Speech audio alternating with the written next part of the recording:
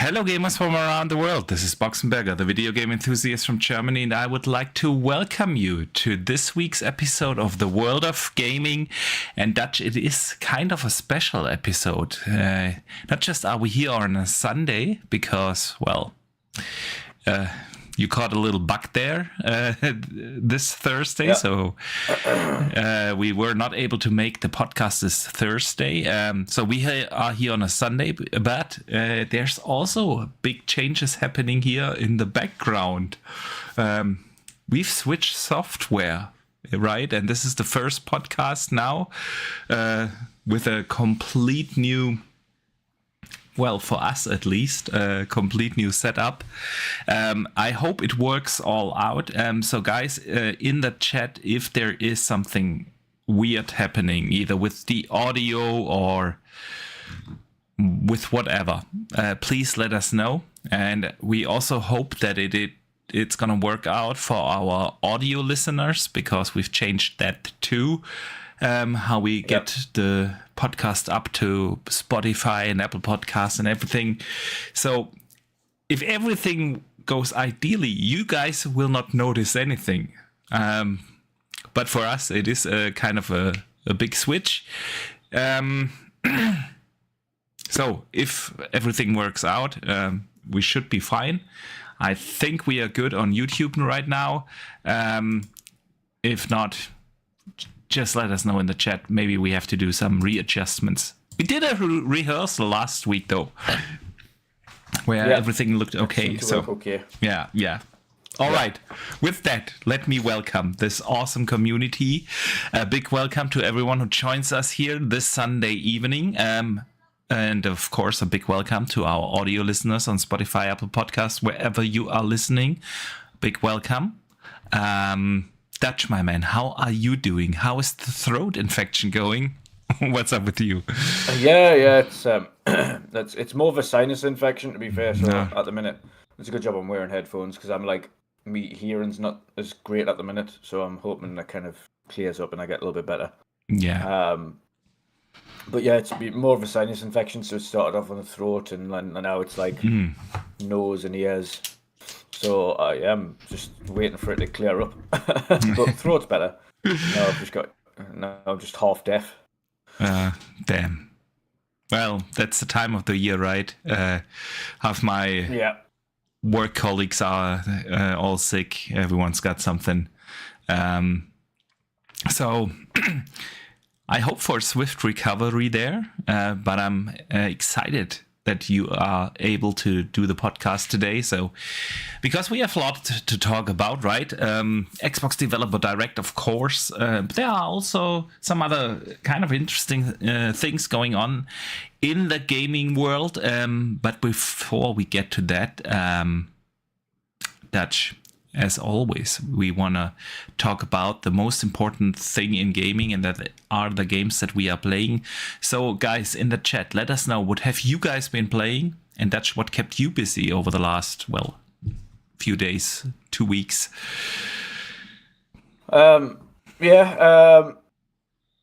fair, again, similar. I haven't really been playing many games. I haven't really had the chance to. I'm trying to think if I have played anything that's been kind of a little bit different. You know what it is? I don't believe I have. I think since the last time I spoke to you, I've mentioned that I downloaded Shadow of the Tomb Raider again. I also mentioned that I'd kind of installed Hogwarts Legacy on PC, and I've got it on Switch and things like that. So I've just been just been chilling. I went hiking yesterday. Yes, despite the throat, but a little bit of fresh air does the world a good. So true. But other than that, no, I haven't really been playing anything, to be fair. I have been, as the words go, touching grass a little bit more, and just chilling out, and then resting and recovering. So. My Xbox says something else. I just saw the other day you've also been playing Final Fantasy VII Remake. On Xbox? Yeah, You know, Yeah, in the tab, I haven't. friends also playing, and your name popped up. That was weird. No, it's installed. I haven't started playing it yet. All right. It's weird that it says Gotcha. it was. Yeah, weird that it was saying I was playing it. I mean, I've got it on PC as well, but I haven't got it installed there at the moment, so it's strange. All right. Very odd. Huh. Interesting. Mamboon 2 says, you can hear my typing. That is weird. That is really weird because we haven't had that. Let me see. I can't hear you typing. Well, at the moment I'm not typing, but okay. Even when you did, I couldn't hear typing. Interesting. Yeah, I mean, you get a different audio line through here on Discord than the guys get on. Oh, then they do. Right, okay. They do. I need to look into that. Thanks for the feedback, Mamboon 2. Yeah, that's what we meant. It's all new here in the background, even though it might look very, very similar for you guys, but we've changed the software completely. So still trying to figure out and optimize, of course, there. So let us see what the community has been playing then. Stormplayer says he's been playing Star Wars Outlaws the last few days and says it's a fun game for sure. I definitely agree there. Star Wars Outlaws is now in Gamepass, right? And I highly recommend to check that game out. So. Yeah, I played that at launch when it originally came out, and I really enjoyed my time with it. I thought it captured really well that original Star Wars atmosphere, right? From the original trilogy. Even though you don't have lightsaber fights or something like that in that game, it still captures the art style and the atmosphere just so perfectly. And I really did enjoy it. So good stuff there. H. Julia has been playing Final Fantasy VII Remake. Sweet. I've been playing that as well. I'll get to that in a second. Even though I didn't intend to. And Mamboon 2 has been playing The Witcher 3 on PC on full ultra. Awesome, dude. The game looks absolutely stunning if you are able to turn everything to ultra. You wouldn't believe that this game is 10 plus years old now. It is still a drop that gorgeous game. Mods for it as well. It's been some of the mods is just insane. Yeah, true. I've seen just the other day online. There's now a mod that allows you to play the game in co-op with your friends, and then there are just multiple Geralts running around there. But the modding community has really been insane. We need to try that mod, Dutch, and play in co-op The Witcher. I haven't I haven't got Witcher on PC. And then we need to check out other mods. I don't know. Actually, I don't know if there are Witcher 3 mods on consoles. I think there are. No, I don't think they are. We'll figure that out. I know it's definitely not on Switch as well, because I've got it on Switch. I know it's definitely not on there. Yeah, Switch, I don't think so. I think Xbox is still the only console that allows mods in certain games. I can't think of a game that has mods actually on PlayStation as well. So, yeah. Good stuff there. Yeah, so what have I been playing?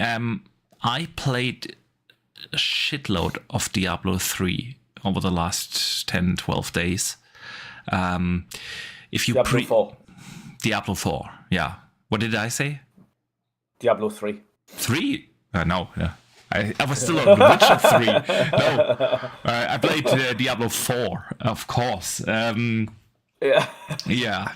If you pre-order the Lords of Hatred DLC, you can actually play the new class, the Paladin, right now in the current season already. So I did that. Started nice. A Paladin. and finished up season 11 by now. I don't know, I spent like 35, 40 hours or so over the last 1.5 weeks or so in Diablo. Again, it can be so addictive, right? And they've changed so much on Diablo 4. The progression system has changed significantly. The way how upgrading works and everything. They've really improved on that loop. I mean, the end game is still fun until you hit that point where you kind of maxed your character out, right? Yeah. And then the end game kind of becomes silly. But up until that point, it is absolutely fantastic and fun. I just enjoy my time with it. And the Paladin class, at first, I didn't really dig it too much. But once you reach the end game and start the Paragon system properly, there are some insane builds you can do. And right now I am solo busting, pit tier level 87 or something. I mean, I know the ultra hardcores can do above 100 pit tiers, but it's pretty good without looking any builds up or so. I've tried my own build and I'm pretty happy with it, and I really, really enjoyed my time with Diablo 4. But then the other day, Final Fantasy VII Remake came out, right? Yeah. And I did not intend to buy it again on Xbox, because if I want to play it, I can just play it on PlayStation, right? Because I played the game already back in, when did it came out? 2020, I want to say. I still played it on PS4 though. It came out just a few months before the PS5 came out, and I loved the game. The game was fantastic, and so I thought, okay, come on, I'm gonna re-download it on PlayStation and do another playthrough. But then I realized those idiots charge you for the upgrade like $15. Yep. I was sitting there. Are you guys kidding me? If I want to play this now on the PlayStation 5, I'm not buying a $15 upgrade. So I said, screw you guys, and bought the Xbox version. This way, at least, I can start from scratch. Well, I wanted to do that anyway. The new version. Yeah, I have the new version now. I have Play Anywhere. I can play it on my ROG Xbox LEX, right, as well. Yeah. Just like every Play Anywhere title, of course, it supports cross progression, and man, does it look good. Still, 5 years after launch, it still looks fantastic, runs fantastic on Xbox Series X, and it runs even better actually on the ROG Xbox LEX. It absolutely looks stunning. It is a super weird PC version though. The PC version has nothing. Nothing. There's basically two settings. No settings. Yeah. Two settings you can choose from, right? Low and high, and that's it. So it's the same on. It's exactly the same on Steam, by the way. I've got the Steam version of it, and there's no settings. That's super weird. I can't. For the love of God, it's like there is zero optimization on PC. It's just whatever it is, and that's it. You just take right. They are like, you can toggle. The only two things you can toggle is texture quality to in between low and high, and you can toggle distance quality, whatever that means, in between low and high, and that's it. There is nothing to optimize, but the good news is it runs really well on high. I put the distance quality, whatever distance quality is, to low. I could, at least on my ROG Xbox LEX, I couldn't figure out what that does. So I turned that to low, kept the texture quality on high, and it runs butter smooth at 60 FPS on the ROG Xbox LEX. I think distance quality means like the quality of the pictures they have in the background when you're on some of the high rising places. But on a small screen, for the love of God, I couldn't figure out or see a difference. Honestly, it is. Never noticed. No. So, well, putting that to low, keep the rest, the texture quality on high, and it runs butter smooth at 60 FPS on the ROG Xbox LEX. It's not even that battery draining. I'm still getting 2.5 hours on the ROG Xbox LEX with that. That's good. In battery life. I was even able to turn off CPU boost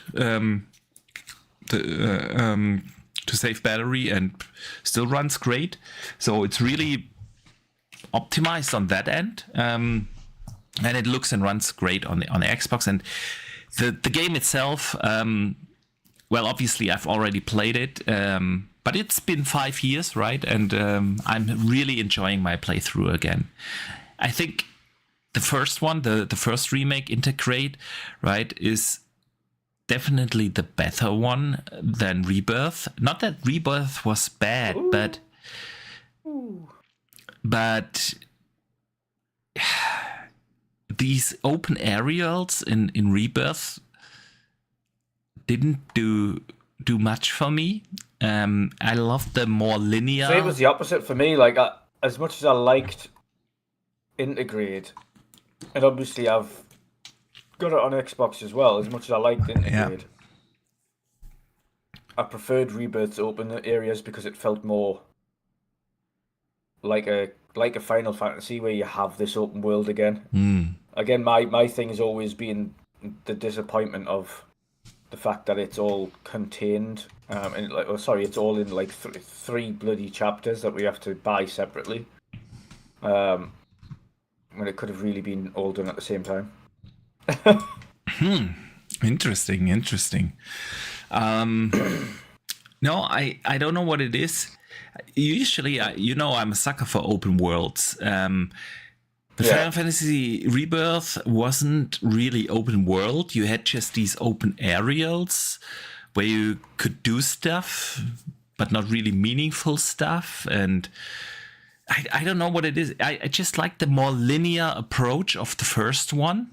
In all fairness, though, like the original Final Fantasy VII, in the open areas, there wasn't anything to do either.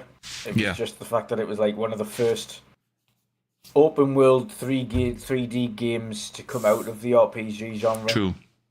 Like, so everyone was like, "Ooh, this is fancy and this is new." Like, obviously, previous Final Fantasies had big open world maps, but it was exactly the same thing in a 2D scale. So.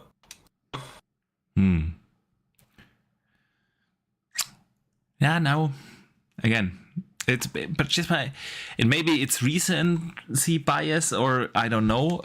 But I'm just enjoying it. I'm now in chapter 9. Just started chapter 9 already. And it's just a fantastic storyline, right? And the characters are great. The music is great. The popping colors are awesome. The visual art style is awesome. It just all comes together, and it's just such a, I don't know, fantastical, magical world that I thoroughly enjoy, right? So I'm having a blast with that.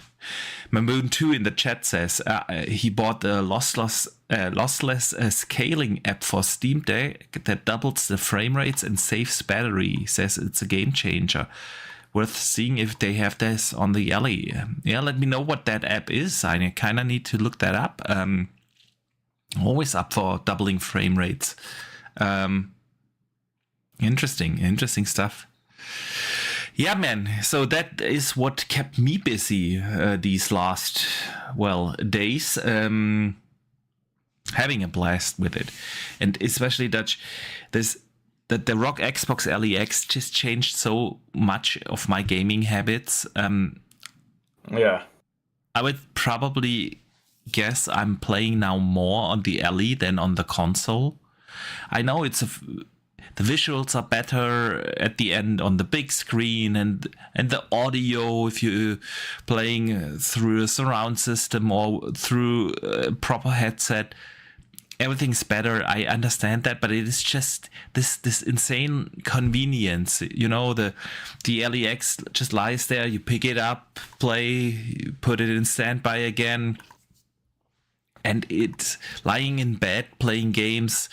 Sitting in the living room, not here in the man cave playing games. It's just, it changed my gaming habits so much, and I'm just enjoying this device so much. And it is kind of weird because I had the original LE, right? It's not that I'm new to PC handheld gaming. I've had that thing for years.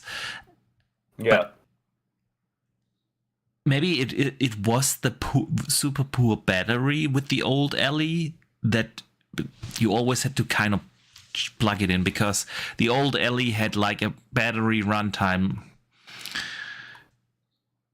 40 minutes, 50 if you've played like a super low demanding indie game or something, somewhere in that ballpark, 40 plus minus minutes, right? Yikes. Maybe it was just that. Maybe it was the little inconveniences of not having a proper standby mode, because that is also something. Well, obviously, since it's still a PC, you don't have quick resume, but you can easily put the ROG Xbox LEX in standby mode, right? And just pick it up again. Of course, it drains your battery while in standby mode, especially if you have still running a game in the background.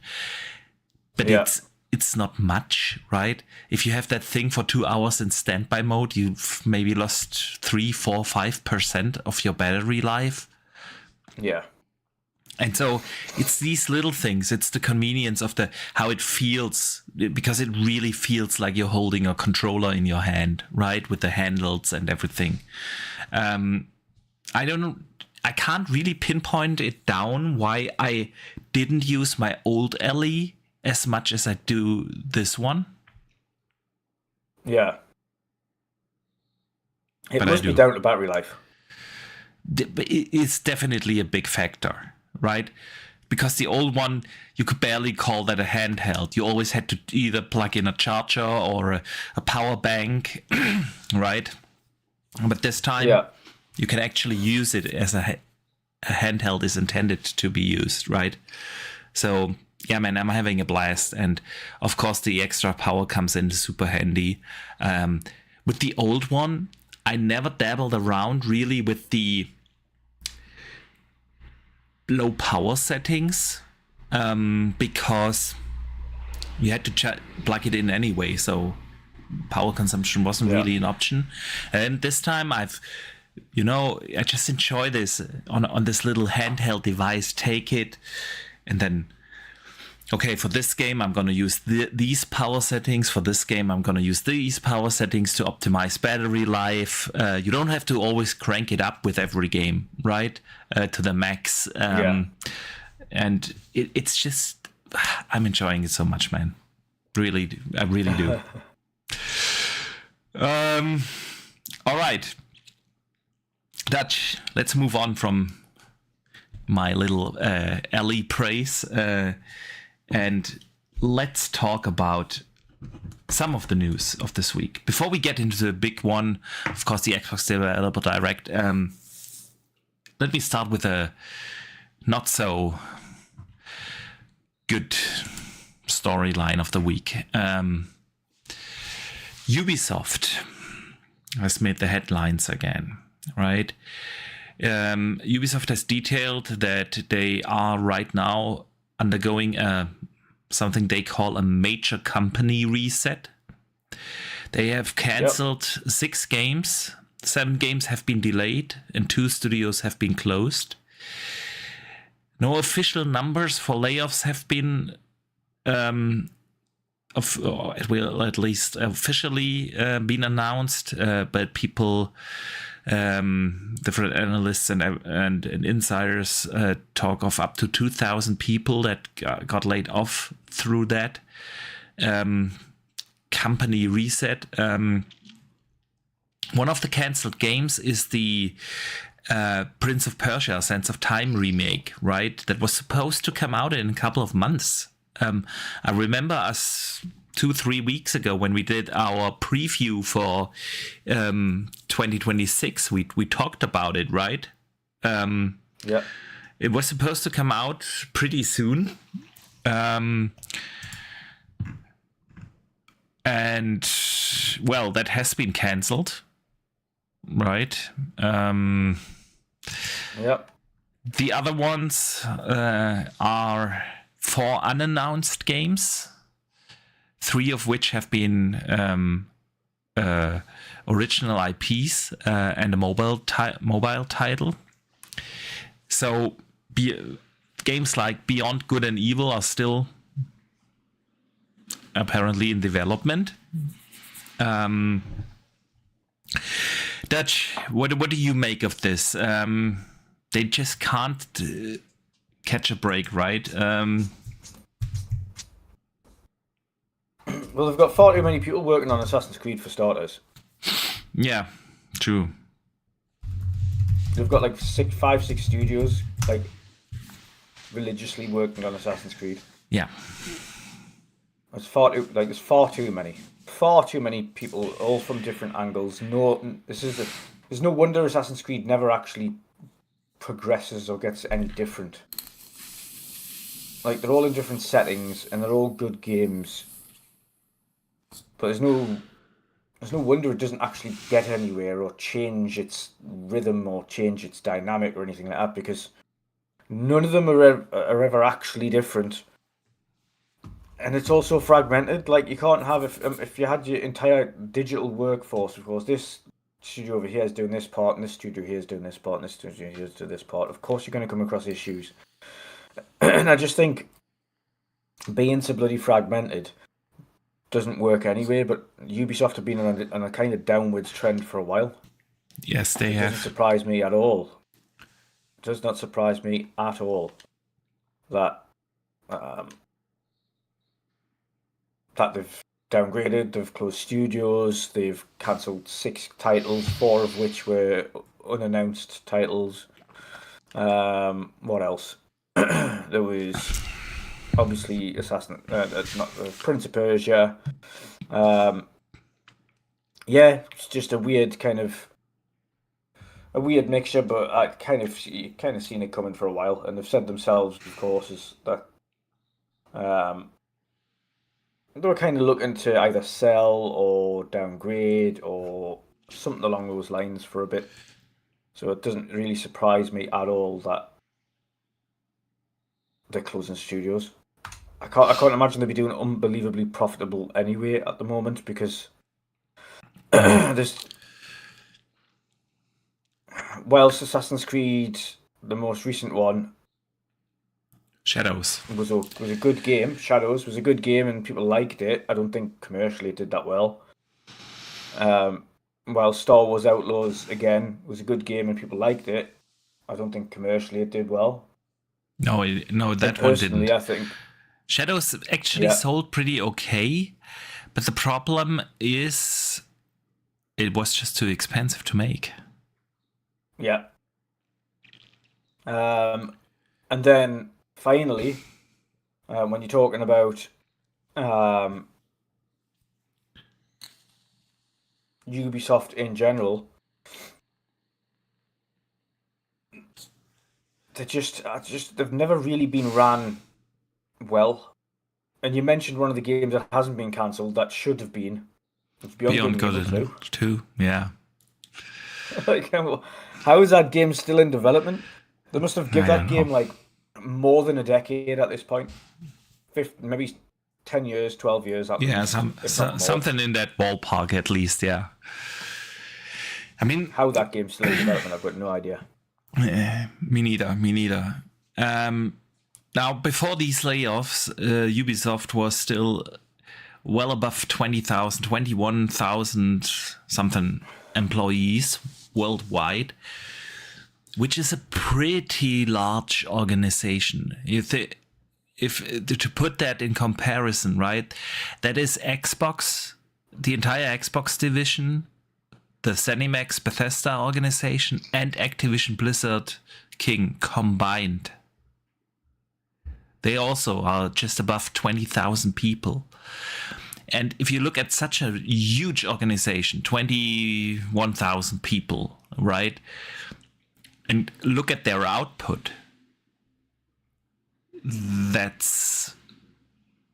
says everything, right?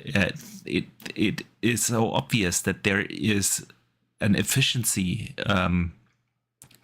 problem. So I kind of understand that they want to do what they call a major reset for the company. It is, of course, horrible for the people affected, and I do hope that they will land on their feet really quickly. I understand the intention to get more efficient. I'm not sure if they will be able to, not with the way how they set it up, because just firing people and closing studios is not making your organization more efficient. And maybe we just don't know the entire story.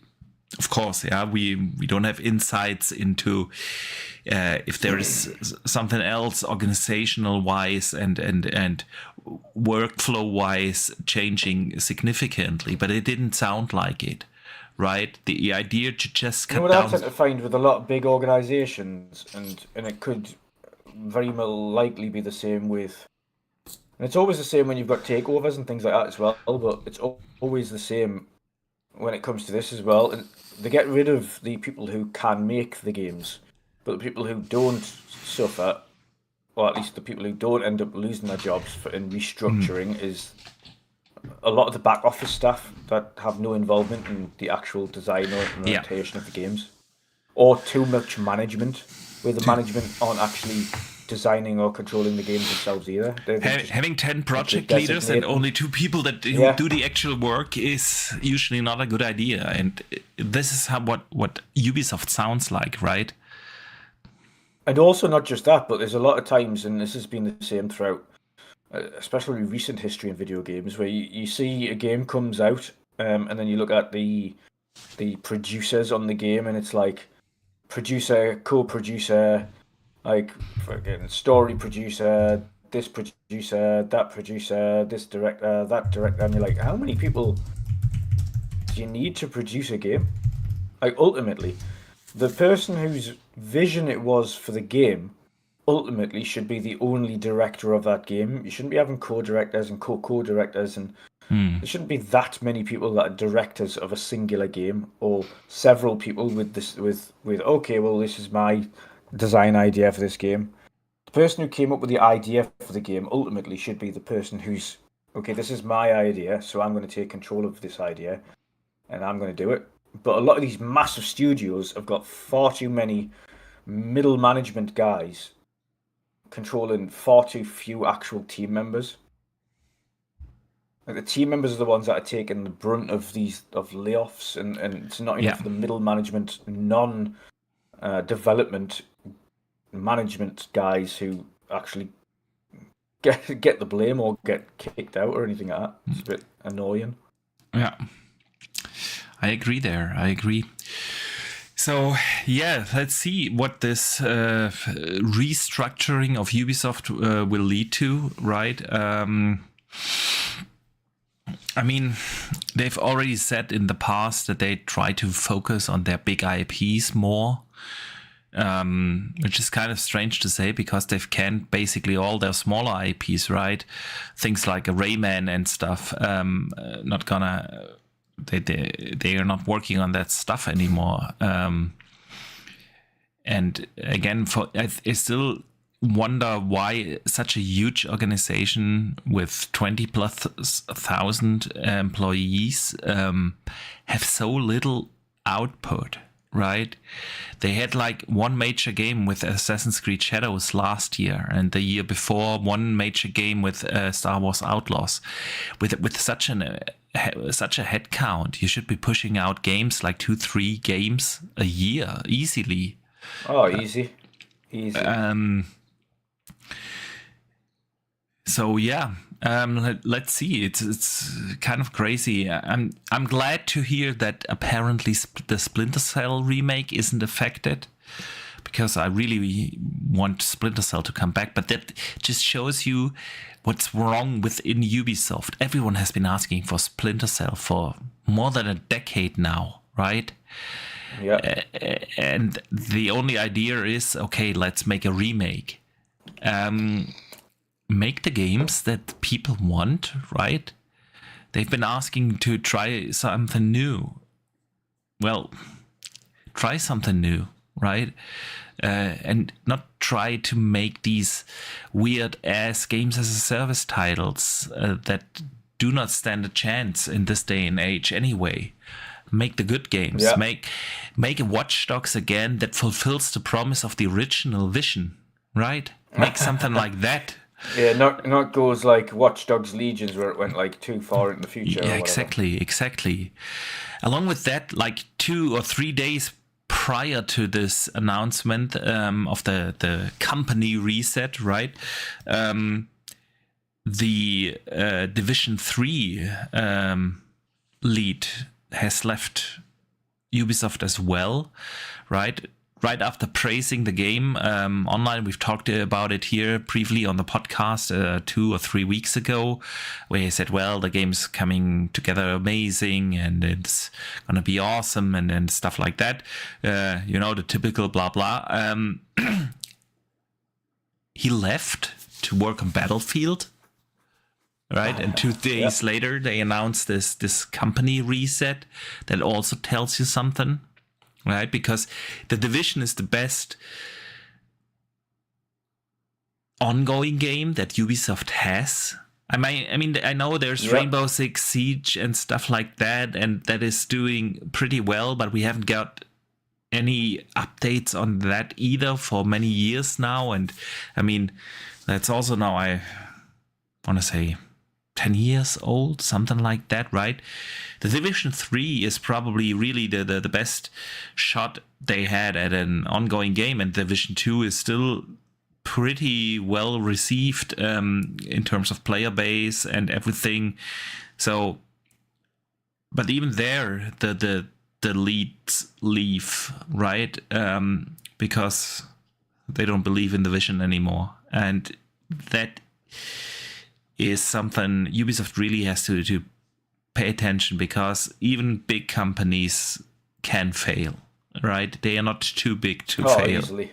In this day and age. And so, yeah, I wonder what do they have announced for this year, man? I mean, Prince of Persia was the only game that was supposed to come out, or at least that was announced, because I doubt that they will release the next Assassin's Creed this year, right? Hexen. Yeah, I doubt it. I doubt that. I don't think they've got anything lined up. Honestly, I believe so too. But it's even worse for such a huge organization, right? There's really nothing. I mean, there has been the Black Flag remake rumor, but we have that rumor for years now. And it hasn't even been announced that they are actually working on it. I don't know if it actually really exists. So what do they have? Is a new Far Cry coming this year? Is a new Watch Dogs coming this year? The Division. The problem is like Far Cry's also kind of lost its way. Like the last game was all right, but I got bored of it quickly. It was all right. It was all right. The problem with Ubisoft is that everything, it feels like Ubisoft. It feels like, which is why everyone's always coined the title it's a Ubisoft game, because everyone knows what a Ubisoft game feels like. Whether that's Avatar, Star Wars, Assassin's Creed, Far Cry, they all have a fundamental game design that is identical to each other. Identical across all of them. You just feel like, yeah, this feels like this, but with this skin. Or it feels like this game, but with this skin. I kind of know what you mean, but I also kind of disagree there. Because, yes, there is this Ubisoft formula. Agreed. And I mean, they obviously use a certain formula in their games. That's because it's a great formula. It's a proven formula. It is a formula that works with the masses. It not just works with a niche kind of group of gamers. But still, they have put out Star Wars Outlaws and Avatar and Assassin's Creed Shadows, and they all kind of feel different enough for me to be okay with them using a certain formula, but still they feel pretty different. And Avatar feels really different than playing a Star Wars Outlaw, and the Star Wars Outlaw play is very different than an Assassin's Creed. So for me, they are different enough. I feel like the general, or at least the hardcore gaming bubble, is going too hard because it kind of became popular to hate on the Ubisoft games. I think the real issue is that they try to squeeze all their games in the same genre, kind of open worldish action adventure kind of games. If you think about it, Far Cry 3, what is that? Yes, it's an open world action adventure. They call it a sandbox game. Yes, but it is an open world action adventure. And it's Star Wars Outlaws. Open world dish. They have these huge areas, similar to Outer Worlds or something, right? Action adventure. It's Assassin's Creed is not an RPG. There is leveling and stuff, but it's not an RPG. It is a open world action adventure. And I love open world action adventures, but I think that's more the problem than them using the same formula or a certain formula for that genre. I would love them to dive more into some other genres where they have made great games in the past. Rayman, Legends and Origins, some of the best platformers out there, period, to this date, right? If you think about Splinter Cell,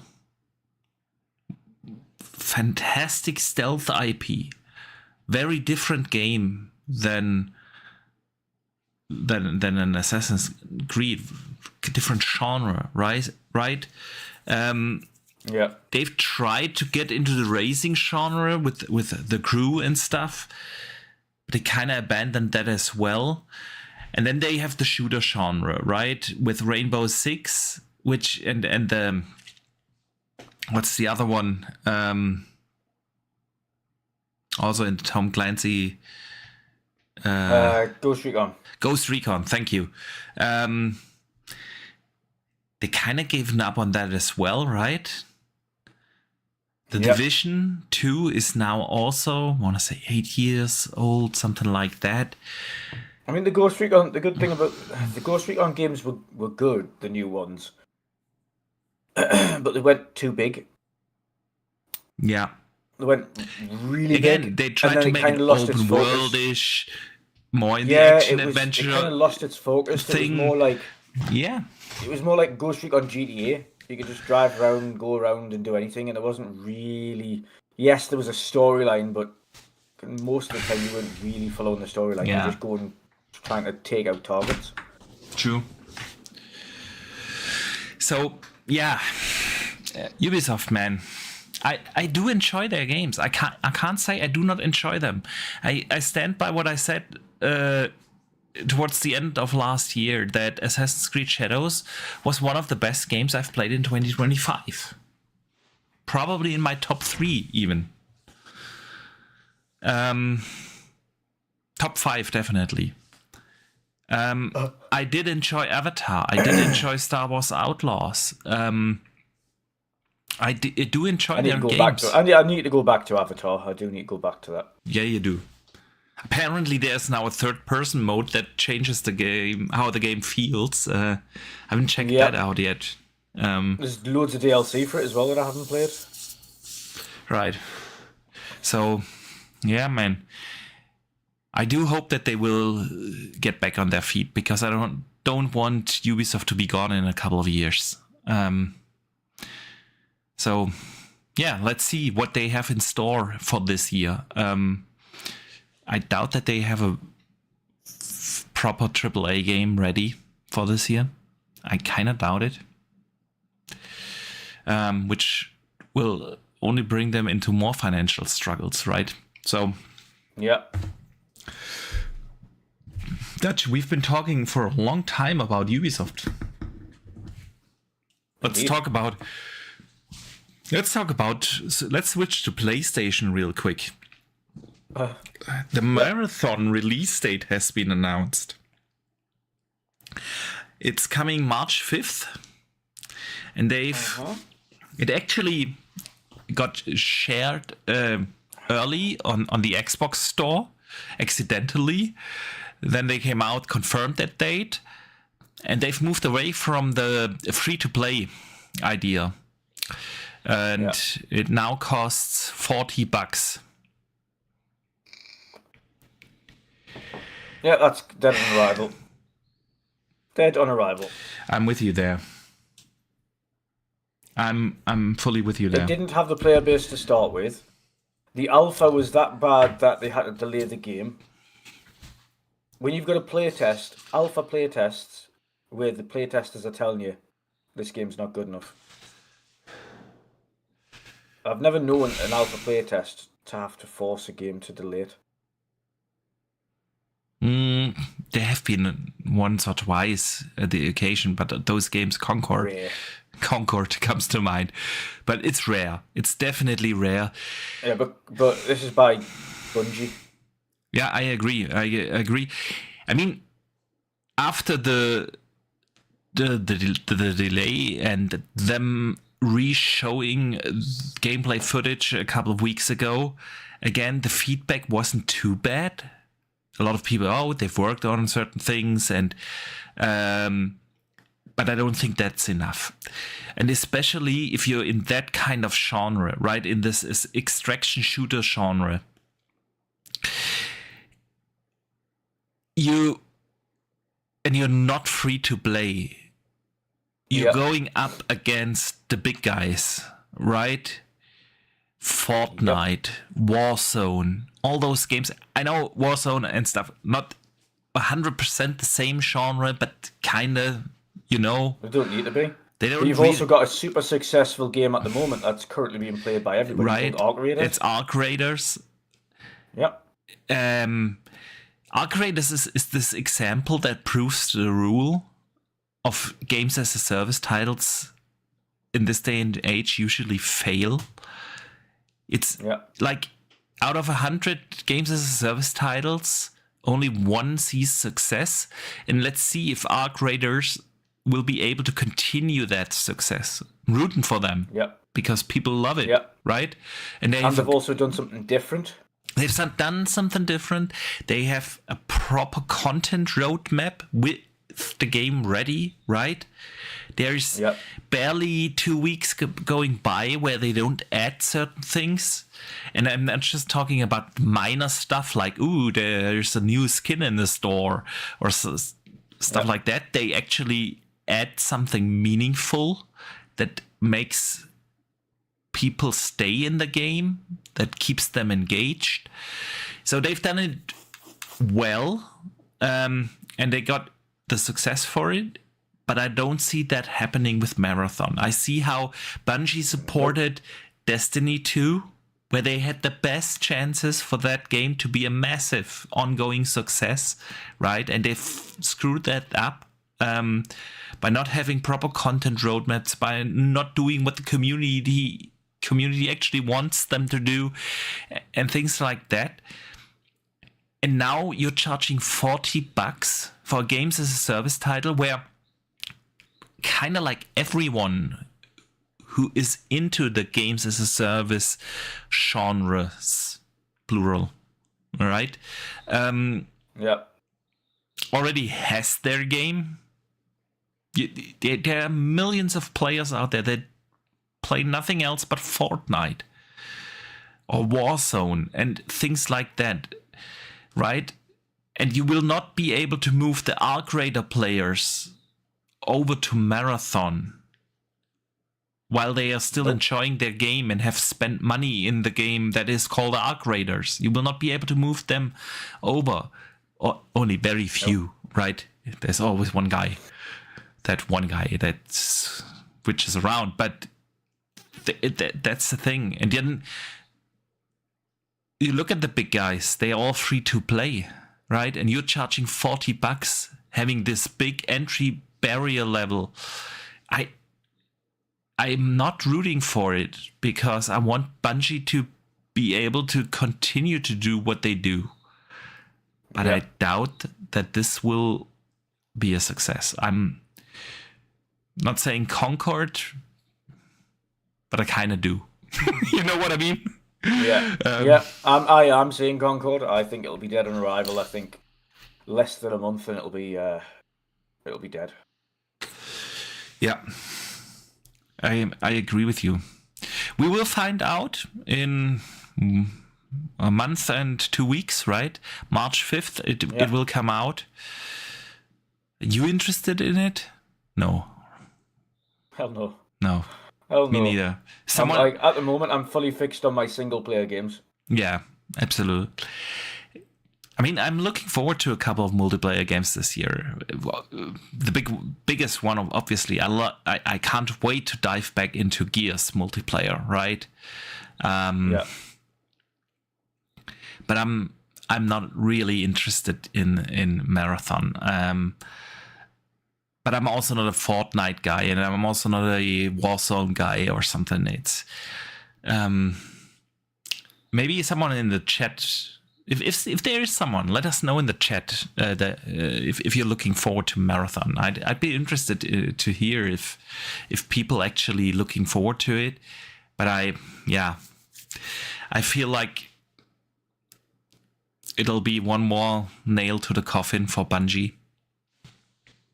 And I wonder if this is a Concord 2, and it will be gone after maybe not like Concord, like 7 days or so, but like, let's say 2 months. After 2 months, the game is dead, right? It suffers a similar fate than what was Rocksteady's game, the colorful one that Dave tried, Suicide Squad. Right? Yeah. If it's something like that 2 months after it comes out, people are gone, right? I mean, even this year, Call of Duty didn't stand a chance, right? It was super weird. Even it was a shit game, no doubt. Yeah, rightfully so. In this case, but even the well-received Battlefield 6 kind of died off pretty quickly, right? Because people loved Arc Raiders more. Exactly. That's what I'm saying. In part, that was just because Arc Raiders has carried that fan base and torch to the point where they just wanted to go back and play it again. And then it hasn't just stopped. If anything, Arc Raiders just keeps getting more and more people kind of talking about it and playing it. Yep. I see a lot of people playing it. I know a lot of people playing it. Yeah, but, and still playing. Right? The game is out now, 3 months. Multiplayer games. Yeah, for me, the only thing about strictly multiplayer games is that I've always been very unlucky, and by the time I'm like, okay, then everyone keeps talking about it, so I'll pick it up. And as soon as I pick it up, no one's playing it. I'm like, that's really the issue with these multiplayer games for me as well. If you don't play them at launch, you don't need to bother playing them at all, because a couple of weeks after launch, everyone who is still playing, and there are multiplayer games that are still pretty occupied servers and tons of people playing them a month after release, but then you only play against pros, right? You're just the noob and you will never be able to catch up. And I think that's also the success of Arc Raiders, because Arc Raiders kind of gets over that point, that problem, right? And I found the same thing when the Xbox version of Helldivers 2 dropped. I purchased that. It's like, right, eventually I'll get into it. There was nobody on it. Nobody was on it, and that was meant to be a game that was cross-platform. Yeah. And I had the cross-platform turned on, and I was going to all the different planets, and nobody was playing it. Yeah. That's across the board. That's not just Xbox. So I was like, this is why I've stopped buying multiplayer games at launch, or just in general, because every time I jump onto a multiplayer-only game, nobody's on it, and I end up just wasting money on it. Yeah. So like, in the future, I'm gonna just stick to buying single player games, or games that are predominantly single player and happen to have a multiplayer attached to it. Fine, then I don't lose out. True. Let's talk about a multiplayer game that I'm really looking forward to. I already mentioned it. Yep. Gears. Yep. Well, it's not just a multiplayer game. But it's one game where I'm really looking forward to the multiplayer as well as the single player campaign. Actually, we've got some minor news on that. The Coalition had an interview with Games Radar this week, right? And they've talked a little bit about Gears E-Day. And here's what they had to say on the story. They said, the story of Emergence Day is really about what happened to the people of Serra. It was a massive worldwide event and we wanted players to feel the impact, so we set the whole game in a single city called Kelowna. Our story is set over consecutive days, so players can become intimate with the city. We want them to feel the loss of what was here, the history, the people, and the lives they were living. Kelowna is a rich environment to tell a great story, but on top of that, a city is great for gameplay too, as its best gameplay playground for an intense cover-based shooter like Gears. So Gears E-Day is gonna play in a single city. They want the game to be the most emotional experience in the series yet, and that when I read that, I was like, yeah, it's exactly what I want. I don't want these open areas like they had in Gears E-Day, Gears 5, right? I don't want that in a Gears game. Gears needs to be also confined space, more linear, right? My issue with 5 was never the fact that it was open world. My issue with 5 is something that I hope they correct with this one. And you mentioned it's meant to be this big and emotional game, and it's set within a city, and that's good. It's fantastic to hear. But my issue has always been it didn't feel as dark and as gritty as the original 3 did. And 5 didn't feel like that. They're trying to make you do this whole choices thing at the end. That leads into the next one, and it's like... But the game didn't feel dark at all the way through. Yeah, I felt agree. like you were fighting machines for the most part. And like, that's not what we're kind of... We don't want to fight robots in Gears. We want to fight those creepy alien... Grunts, yeah. Grunts, come right? Up with a new one. Yeah, come up with some new ones that are like disgusting or terrifying. Absolutely. Like the first time you come across the Berserker, Jesus Christ, everyone was like, oh, fuck. Right. We want those moments. And the original Gears trilogy, even though those were these like bro dudes with the big muscles and everything, they all had these emotional moments, right? Everyone knows what I'm talking about with Dom and his wife of part 2 without spoiling anything. The big Dom moment in 3, right? That's what Gears was. It was this brutal, gory, horrifying third-person bro-dude shooter, but you also had this kind of super emotional moments, and it sounds to me, let's see if they will be able to deliver, that they are going back to that, right? But also, the one thing that I loved about the original trilogy, and everyone should remember this fondly, was when they put up the poll before Gears 2 or 3, and it was save Carmine or kill Carmine, and it was you just had to choose. Yeah. And it was like a battle between like the community as to whether or not they would kill off Carmine in the game or save Carmine in the game.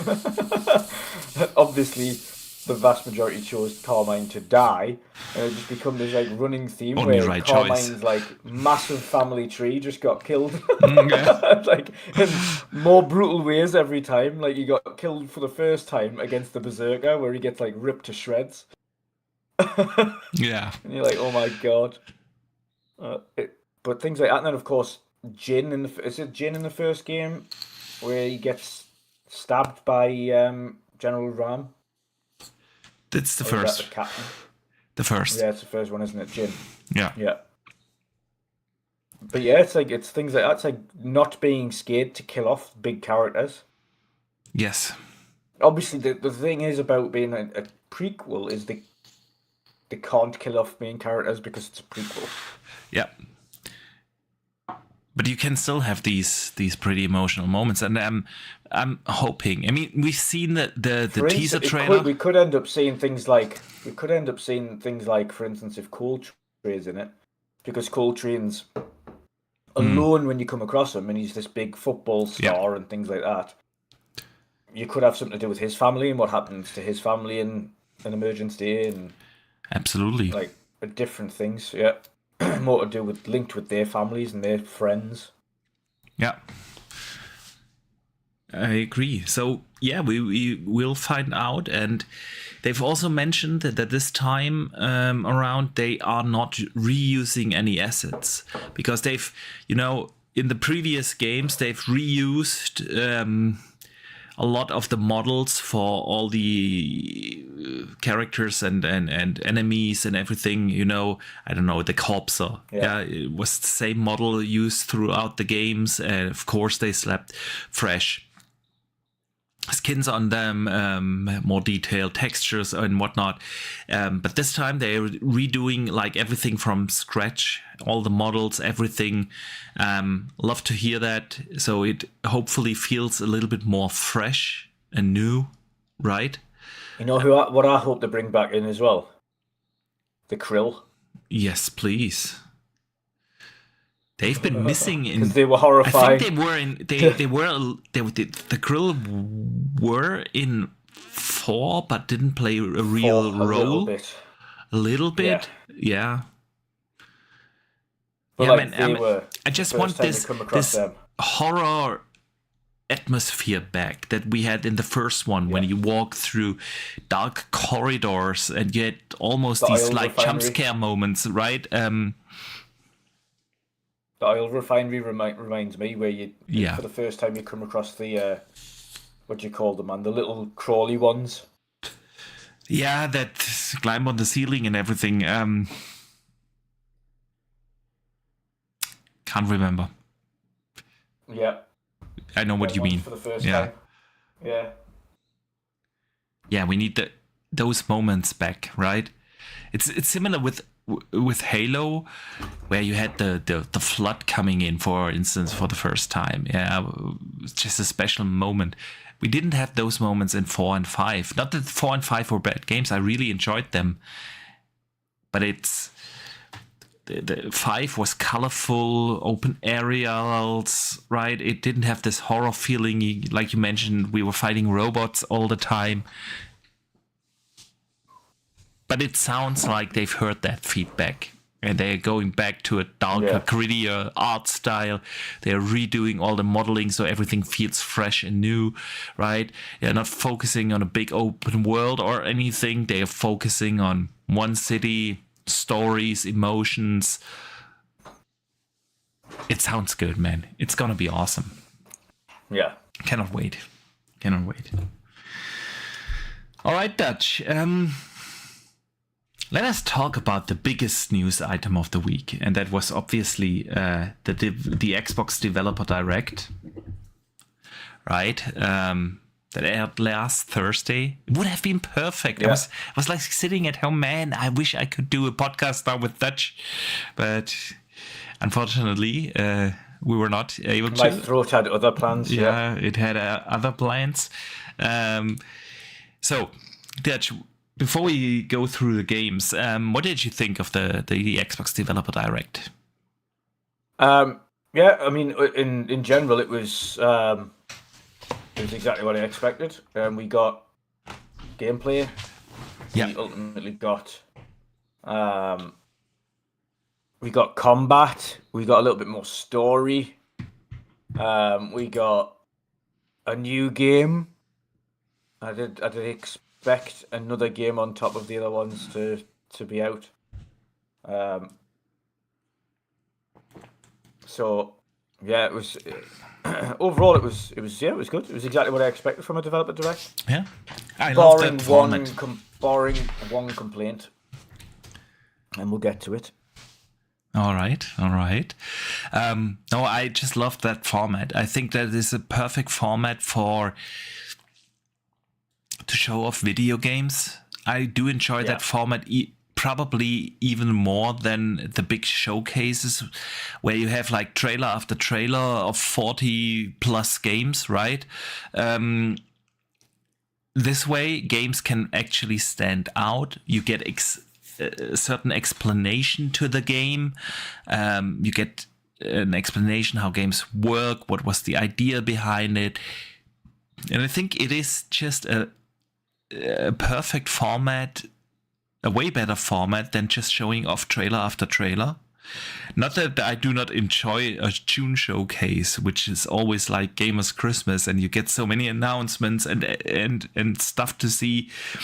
But I think this format does do games more justice, and that's why I really, really do enjoy that format. And I was actually glad to hear a new rumor that Jez Corden actually put out on his last podcast, that he has heard that they are exploring the idea of doing more than just one developer direct this year. That would be absolutely fantastic, man. So, yeah. It definitely would. It definitely would. I mean, you kind of need it if you're bringing out so many games, but also if, for instance, some of those games don't have a specific thing attached to them. And only one of those games had a specific thing attached to them in the developer direct. All right. Yeah, let's get into it. Before we talk about the big ones, Fable and Forza, right? Let's talk about Beast of Reincarnation. What did you think of that? Yeah, it looks like a hack and slash action adventure RPG. Is I think what they're talking about, action adventure RPG. It does look a little less like a Souls game. Yeah, I didn't get the Souls vibe this time around. When they originally announced it, I got that vibe, and I thought like, not another one that tries to be a Souls game. Didn't get that vibe this time. Yeah, which I'm happy about. It does. It looks like a good game, and again, I'm glad to see that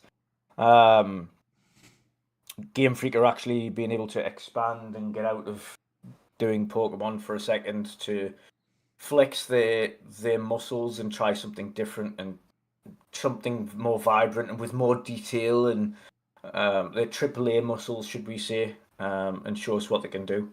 Yeah. And hopefully what this allows Nintendo to do is see exactly what Game Freak are capable of.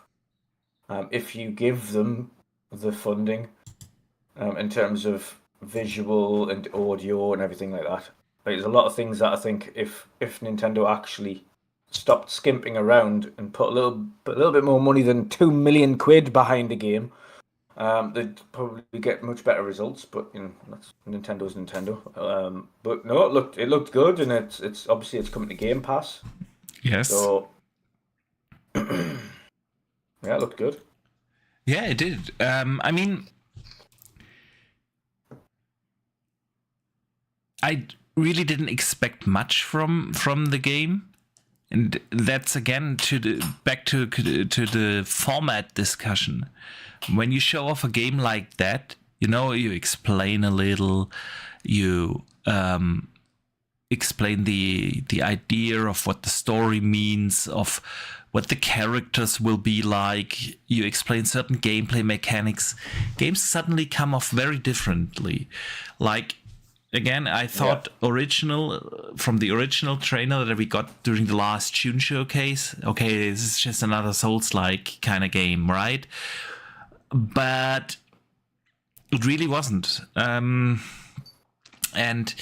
I think this could be actually a fun game. Is it gonna be like a super must-play game? I also know. I got like vibes from... There was this one Xbox game, I'm blanking on the name right now, that came out during the Xbox One generation, where you had like this girl that was on a like desert planet. Record, thank you. Man, I hate when names slip every now and again. It's very funny you mentioned that. Every now and again, like completely out of the blue, I'll see VCore in my, because I own it. This is before. Same. I think before, was it even before Gamepass came around? It was, wasn't it? Probably, maybe before first-party games or well, it wasn't actually a first-party game; it was a second-party game. It was, I think, Gamepass was around, but first-party games were not automatically in there yet. And every now and again, I'll just install the game and I'll play Recore for a bit. I actually really enjoyed Recore. It was a good game. You had this atmosphere of this sense of loneliness on the planet. It was a great mixture in between action and a little platforming here and there. And I kind of got that vibe from Beast of Reincarnation. Where you have you're playing in the year 4000 something, right? Basically, all mankind is gone. You're at least, well, they are not entirely gone, but you are a lonely chick on the planet, right? There's also certain traversal elements in there, and so I kind of dig that vibe. It didn't set the world on fire for me, but like you mentioned, since it's a Game Pass day one, there's no harm in not trying it, right? So it, for me, definitely a game that I want to check out. Not super duper excited, right? That I am for Fable. So it really depends on if they release it in a good time. I think that game could actually see a fairly good success if they place it in the right launch window. If they release that game too close to one of the big heavy hitters that come out this year, it doesn't stand a chance. But if they time it right, I could see that game actually be a fairly good success and definitely worth a playthrough, right? Yeah, definitely. So I actually have the footage running here in the background, but it's widescreen right now, so I don't know. There it's back. There it is back. All right.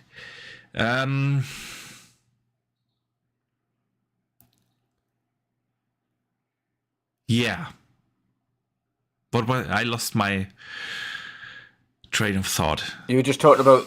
You're just finishing off the Beast of Reincarnation. Yeah, Beast of Reincarnation thing. Yeah, well. And then the next game. Let's talk about Surprise. Killen, Yes. right. It was a surprise. True that.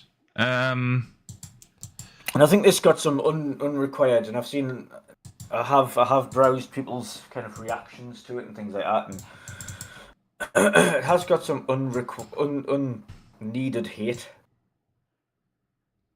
I think like this isn't a game that's meant for everybody. This is also what Tim Schafer's kind of classed as. Listen, this is just a studio's passion project.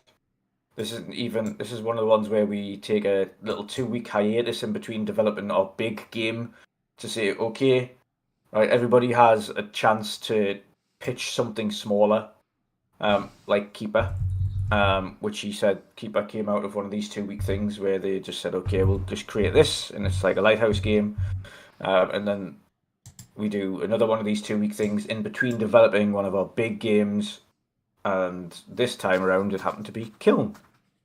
And Kiln is a pottery brawler. Yes, it is. Which is different. Very different. What's your thoughts on the pottery brawler? See, I have very mixed feelings about it. Because on the one hand, I am more than glad that a studio like Double Fine gets to do whatever they want to do, because that is at their DNA. And I doubt that Tim Schafer would, not even with the big corporate Microsoft pressure, let them be forced to do something they don't want to do, right? Yeah. And that is a very good thing. Just like you said, the game is not for everyone. It's definitely not for me. And so that's why I said, well, I'm torn with it, because it didn't do anything for me. I have absolutely no desire to play that game, right? So, yeah. I mean, it's a party brawler, right? There's nothing special about that genre. It is, if you're into that kind of games, if you do enjoy those kind of games, you're probably going to have a good time. It's not like, it doesn't look like a game that is not well made, right? Yeah, it looks like a well-made game. I think it does. The mechanic of being able to, of you being a ghost inhabiting pottery, and then you creating whatever pottery you want, and then designing that pottery, and then each type of pottery that you can create has different types of attacks or different special moves or things like that, whether it's big, small, or otherwise. I think that's a cool little design feature that they've put in there, and of course opens it up to being able to get creative and create any real character you want to create in order to go and battle with, or be creative with your designs of your pottery character that you create. So I think that's a cool way of doing it, and again, it's their own little spin on the arena brawler, and the type of, and then they kind of explained how that spin also goes into it a little bit more, which of course depends on the size of the pottery you have. You can hold more water, and you go and use that water to extinguish the kiln of the other team so that they can't create their characters anymore, and therefore the game's over and you win. And that's ultimately the game mode. Yeah. Though there are other game modes that they haven't really discussed there. The only thing that I say bad about this section of Developer Direct was that Kiln got longer, I think, showtime wise, than any of the games that were in Developer Direct. It was definitely a long presentation, and especially with knowing what's coming next, right? Because we all knew, okay, after that they're going to show Fable, and you're just sitting there. Yeah, I understand they made a party brawler. Good for them. But I want to see Fable, right? It was the segment was too long. I agree there. I do agree there. But I've said this quite a few times in the past about, and obviously Double Fine aren't an indie studio anymore, but this is an indie game by its very nature. Yeah, it's very much an independently ideated game within the studio. Yes, it's not an indie studio, but ultimately it's still being funded by Microsoft, and therefore not an indie game. However, what I've said about these type of games in the past, across the board, and this goes for whether that's Double Fine creating it or an indie game on an indie showcase, is if you spend far too long talking about your indie game, you will put people off. Yeah. And regardless of who you are, you could be a one man, you could be a Double Fine. It's irrelevant. You spend far too much going in depth into an indie game. Indie games by nature are small and short for the vast majority. Of course, we get these outliers like Expedition 33, which are massive RPGs. Yeah. But for the most part, indie games are smaller titles that do not need what is the best part of a 20-minute breakdown discussing them. I'll try the game, absolutely. I'll try the game. I'll have some fun with it. I'll create some mad pottery and I'll play a couple of games on it, just to try it. It's on Gamepass, so I'm not losing anything by doing that. And then at least I'll be able to kind of talk about it a little bit more, about whether or not it's fun, whether or not it might be good to have as a party game if you have people around your house or whatever it may be, because it could be that you could end up being able to do things like that, or online party games with your friends. But ultimately took far too much time to discuss the game. Yeah, I agree. Again, just not for me. The game, but I do appreciate that Double Fine actually gets to make those quirky games, because last year Keeper, right, is very similar in that respect. I know it's a single player game, not a multiplayer party brawler, but it is not a game that usually gets funded from Microsoft, right? And Double Fine. Have you played Keeper yet? I've played it. I finished it. I enjoyed it. Game. It was a nice game, calming, very nothing special, nothing that sets the world on fire. But in the maybe 8-9 hours that it took me to beat the game, right? I did enjoy myself. It was just relaxing, calming, perfect game for when you come home from after a stressful day of work, and you just need to calm yourself. Yeah? No action, no mind-breaking puzzles that you need to solve or something. Just a relaxing, beautiful to look at game, right? Yeah. Siki in the chat says, Kiln looks very interesting to me. I will definitely give it a try.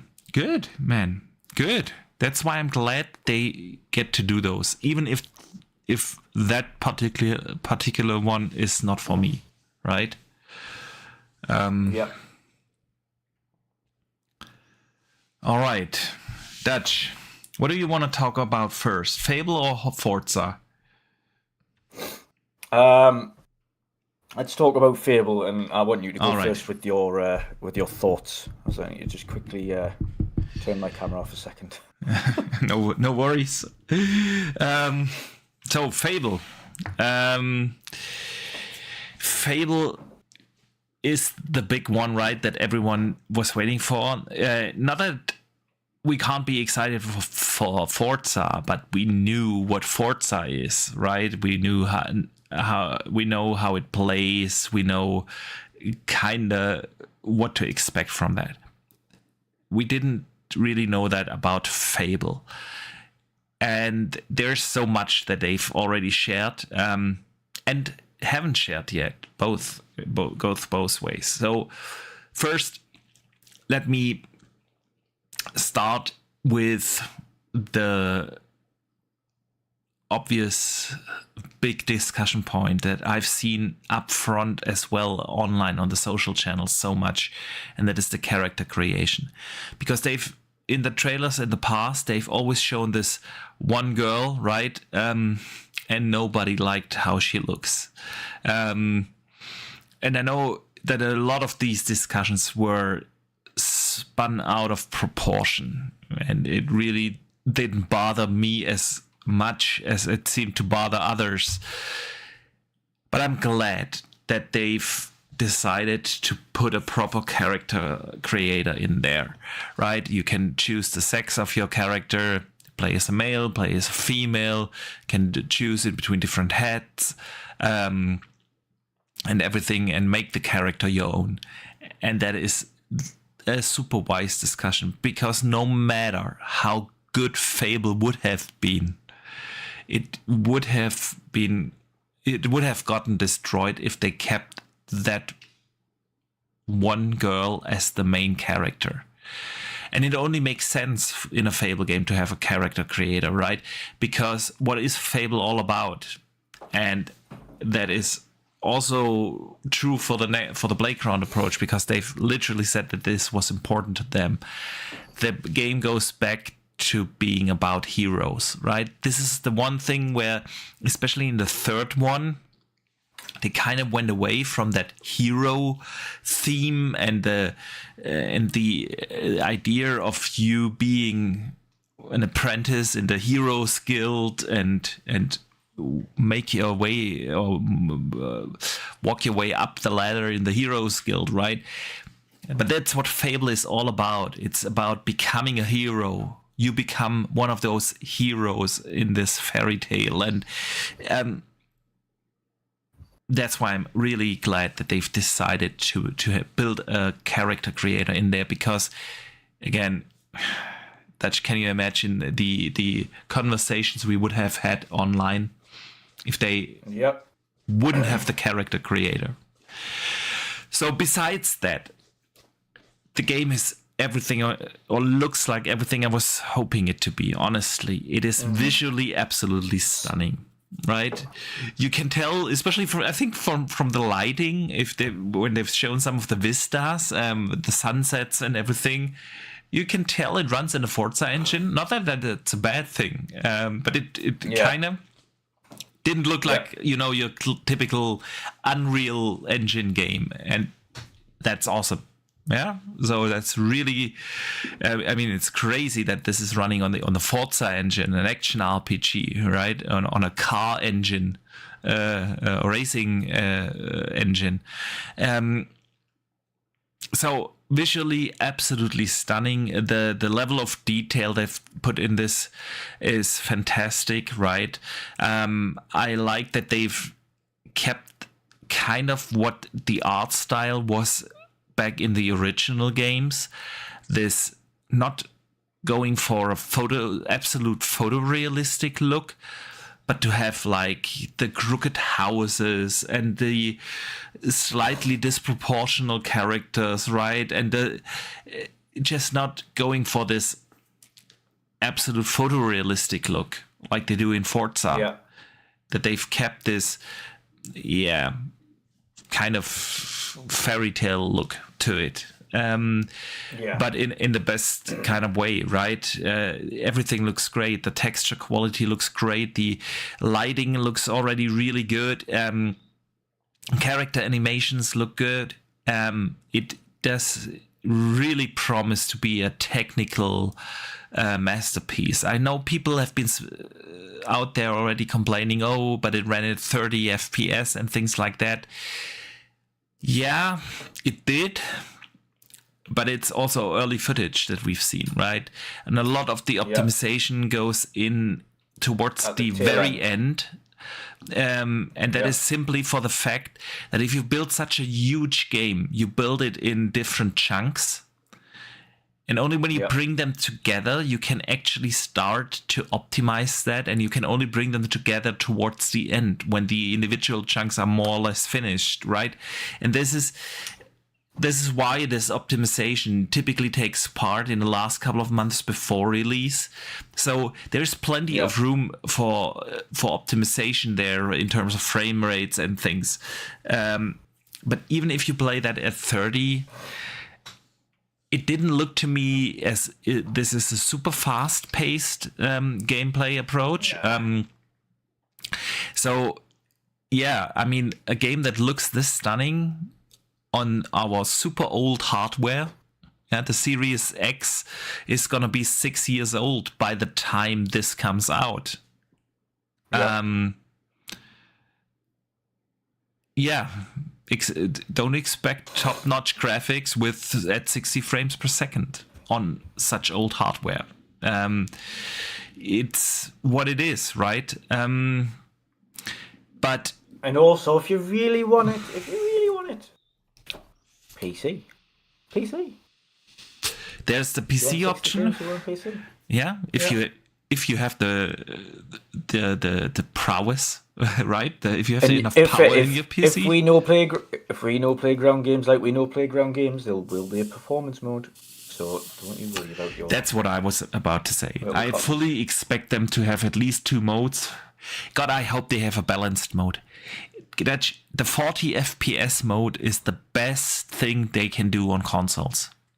Like every game that has a balanced mode, I play in balanced, because this little push from 30 to 40, right, makes a huge difference. Yes, it's not 60, I get that, but it brings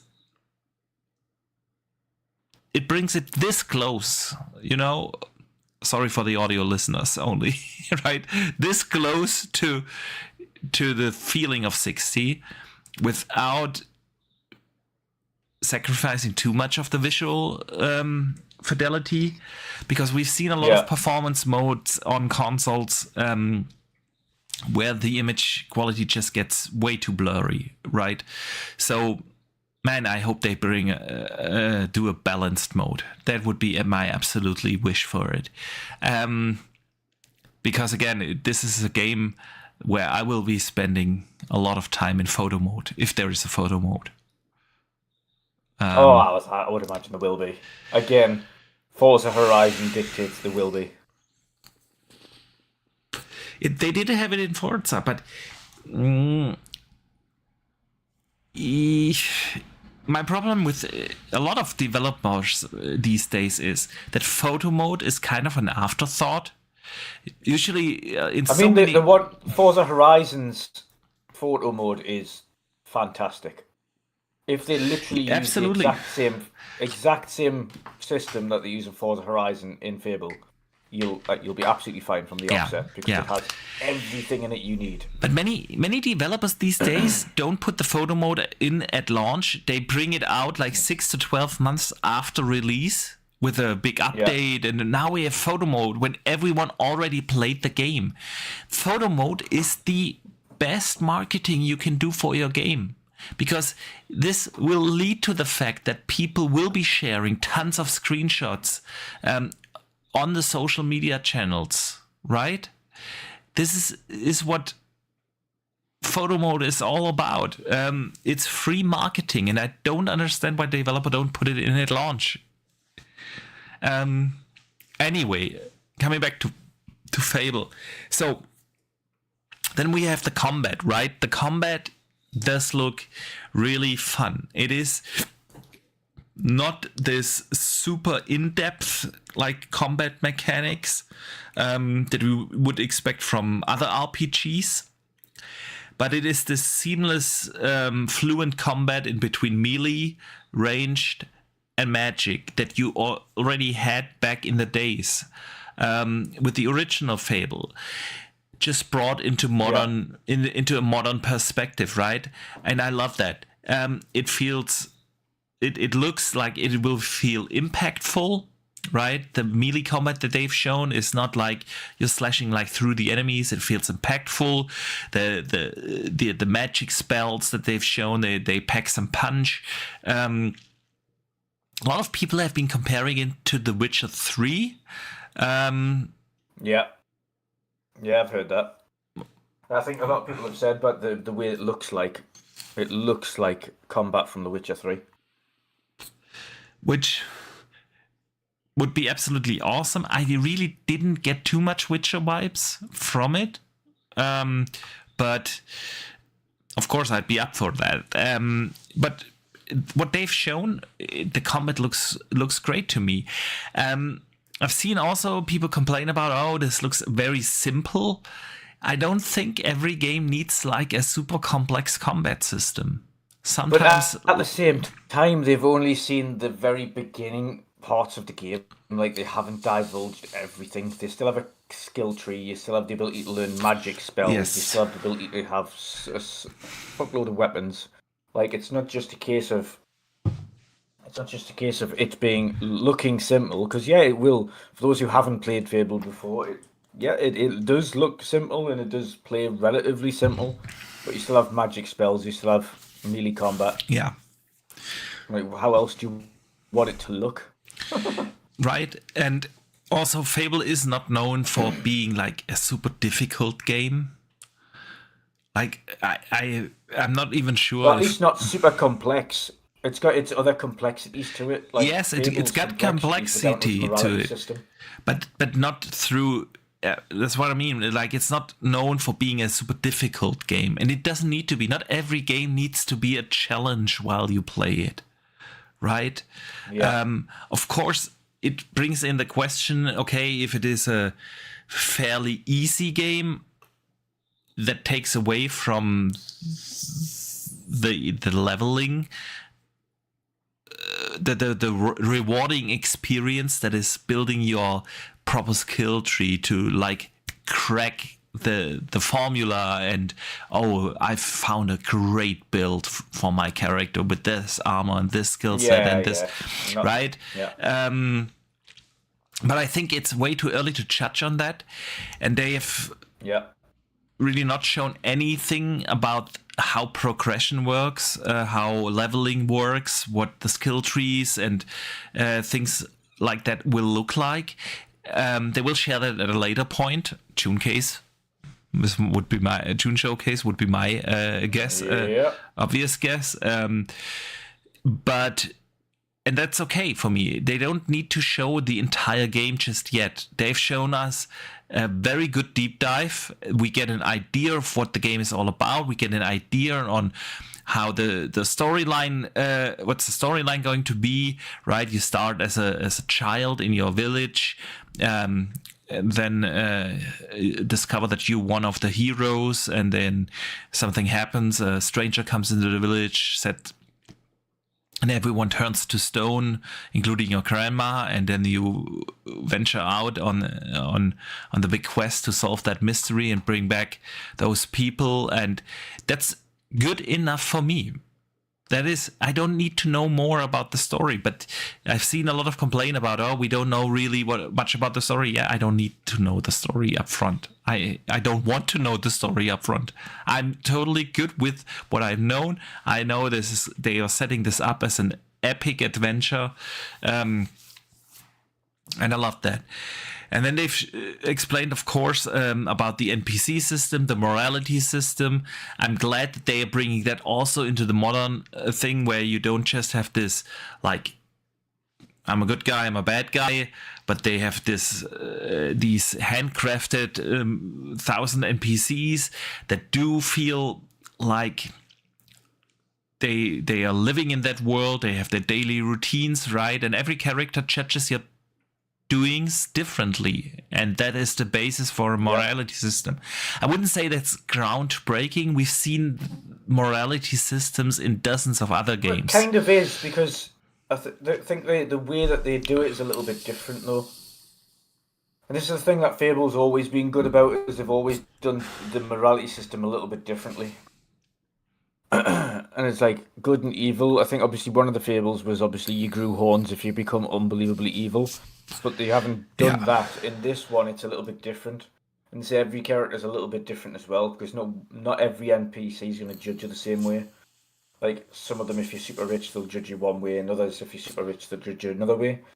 But obviously then you can also be a landlord to this NPC, and you can kick them out or evict them, or you can hire them to work for you, and they all recognise this, and they all go to work, and they'll go and live in your house that you own, or so on and so forth. Like, there's so many different things to it, and they've even said themselves, if you really want to, you can just go and literally watch an NPC for a full like day and night cycle and watch them go about their day, because they're gonna go to work, they're gonna come home from work, they're gonna have the food, they're gonna go to the bar, they're gonna whatever they're gonna do it in that period of time. But I like the fact that the morality system is, as they described, not black and white. it's kind of got grey areas to it. Yeah. Like, again, purchasing loads of properties. Whilst, yes, you might become rich and powerful and some people might like you, then Dude. you've got the opposite end. I'll be owning Albion by the end of the game. Yeah, that's what I'm saying. Then you've got the opposite end as well, though. You've got people that will hate you for the fact that you're rich and look up at you and call you like pompous and horrible names and things like that, and they'll all judge you differently depending on who they are and what they are. And likewise, you can have a family, you can have kids that all progressively change throughout the game, but then you've also got other actions like the mentioned with the giant. That's just a normal sized guy who happens to have a formula that turns him into a giant, and then you've got to decide whether or not you kill him or let him live. And if you kill him, his body lies in the field for the remainder of the game and starts to rot. It like rots in the middle of a field forever. And then obviously then you've got the backlash of the people in the area saying now we've got this giant dead body rotting in the field for like forever. But what will they say if you keep him alive, right? And he's exactly. Yeah, I know, and this is exactly what I want out of a Fable game. You know, there's not the obvious choice what is good and evil. It depends on how you look at things, right? The one thing I did like about it, though, that's different. We have other RPG system games that do have these non-black and white morality systems. I don't want to say that it's going to be awesome, and I'm not saying, but it's really not the this is something unseen or unheard of. That's not the case, but that doesn't mean that it is perfect for this kind of Fable game, right? And one thing I do like about this one in comparison to previous Fables is the fact that it is open world. Yes, this time around it is truly open world Fable, and that's going to be interesting because absolutely we didn't really, for the most part, from my thinking, we didn't really get from my head a really diverse set of biomes in the original Fables.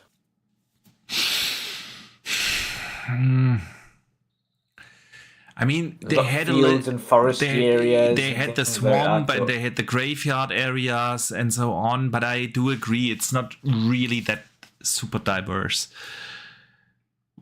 This one, however, there are different environments and different biomes and things like that to check out. So that's going to be interesting. And of course, they mentioned the 1,000 NPCs.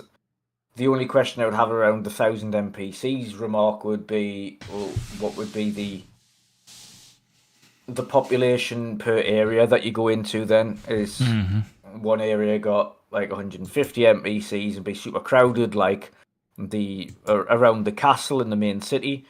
Maybe it's 150, 200 NPCs, and then the remainder of the game has these 800 NPCs kind of scattered around, and you've got like maybe 50 NPCs in one village, and the 50 in another village, and 10 in this village, and 5 in this village.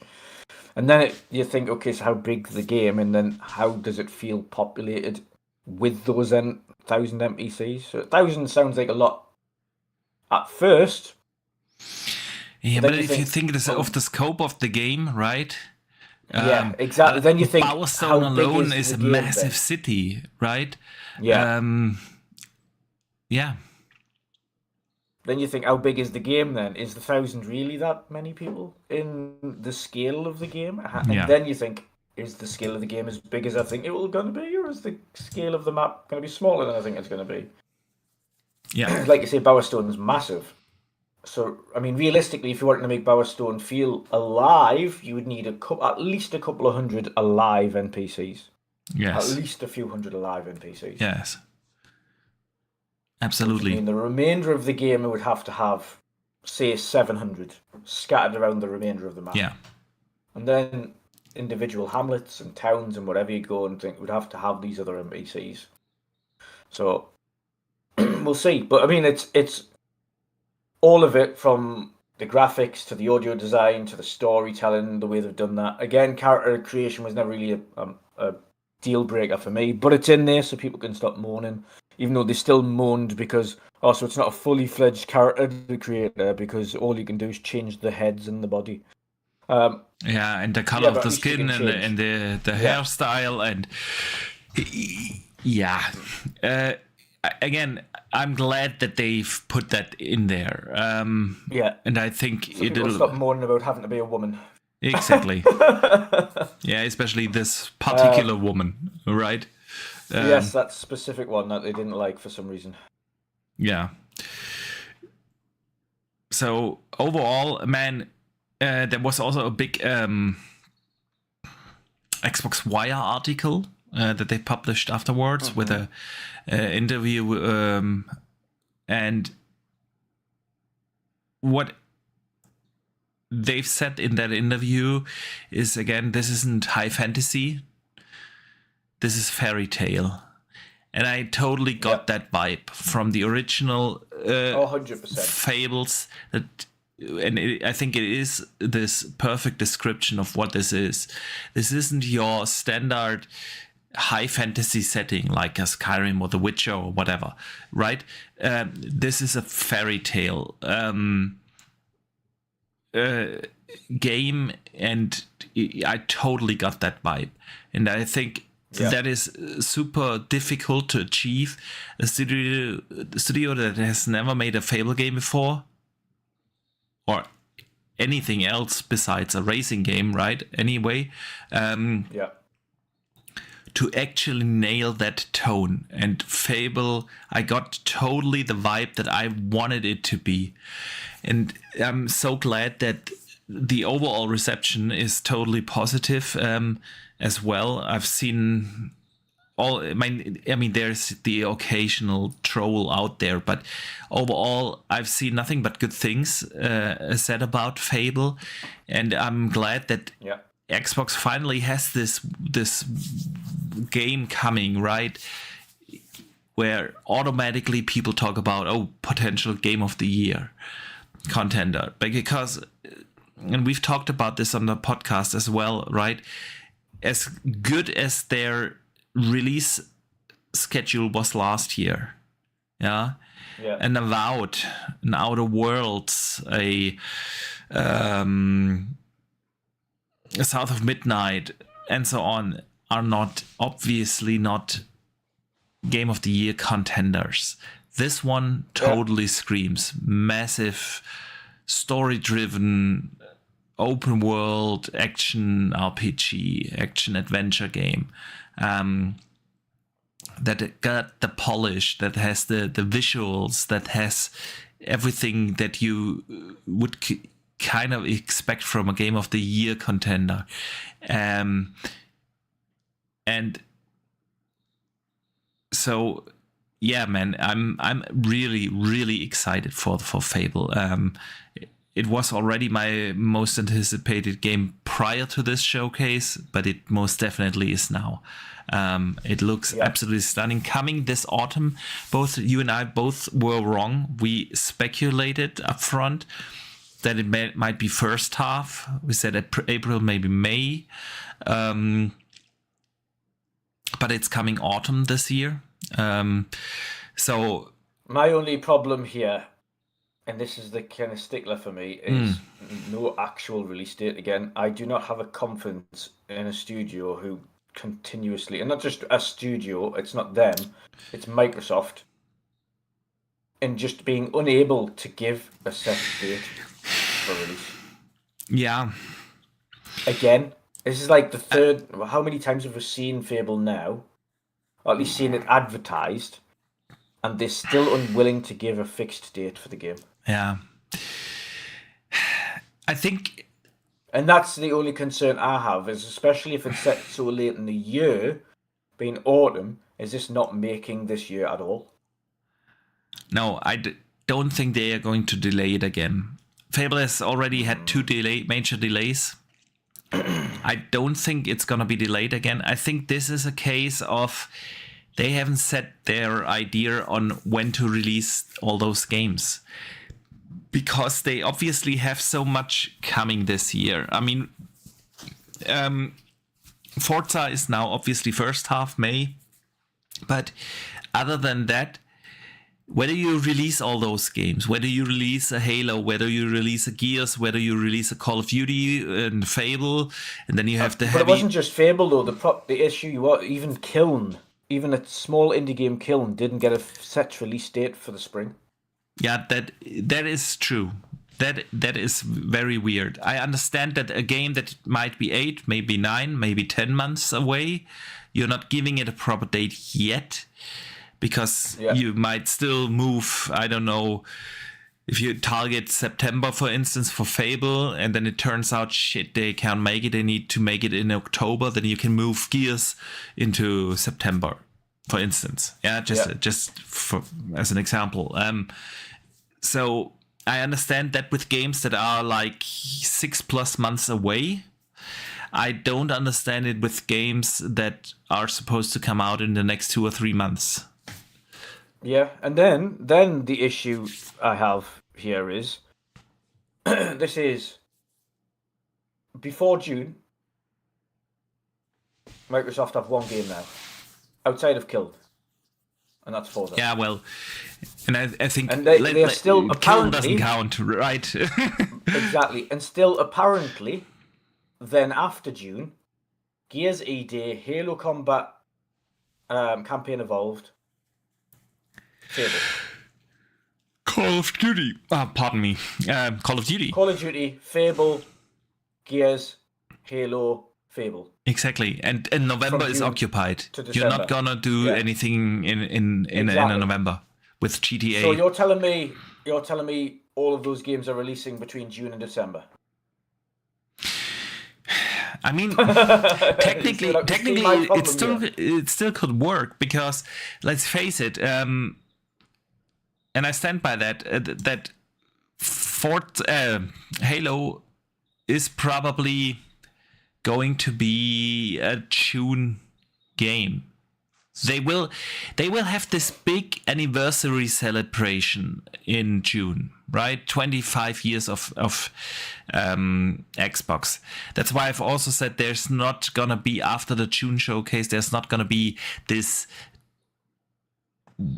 typical developer direct. I think the developer direct after the June showcase this year is a dedication to the 25-year anniversary, and along with that, you either kind of shadow drop Halo or release it within a week or two after that showcase, just to celebrate the 25 years of Xbox. Yeah. So Halo is June. You don't do anything in July, you take a break there. Then you release August, towards the end of August. You're gonna release Gears. And then you bring Fable towards the end of September, beginning of October.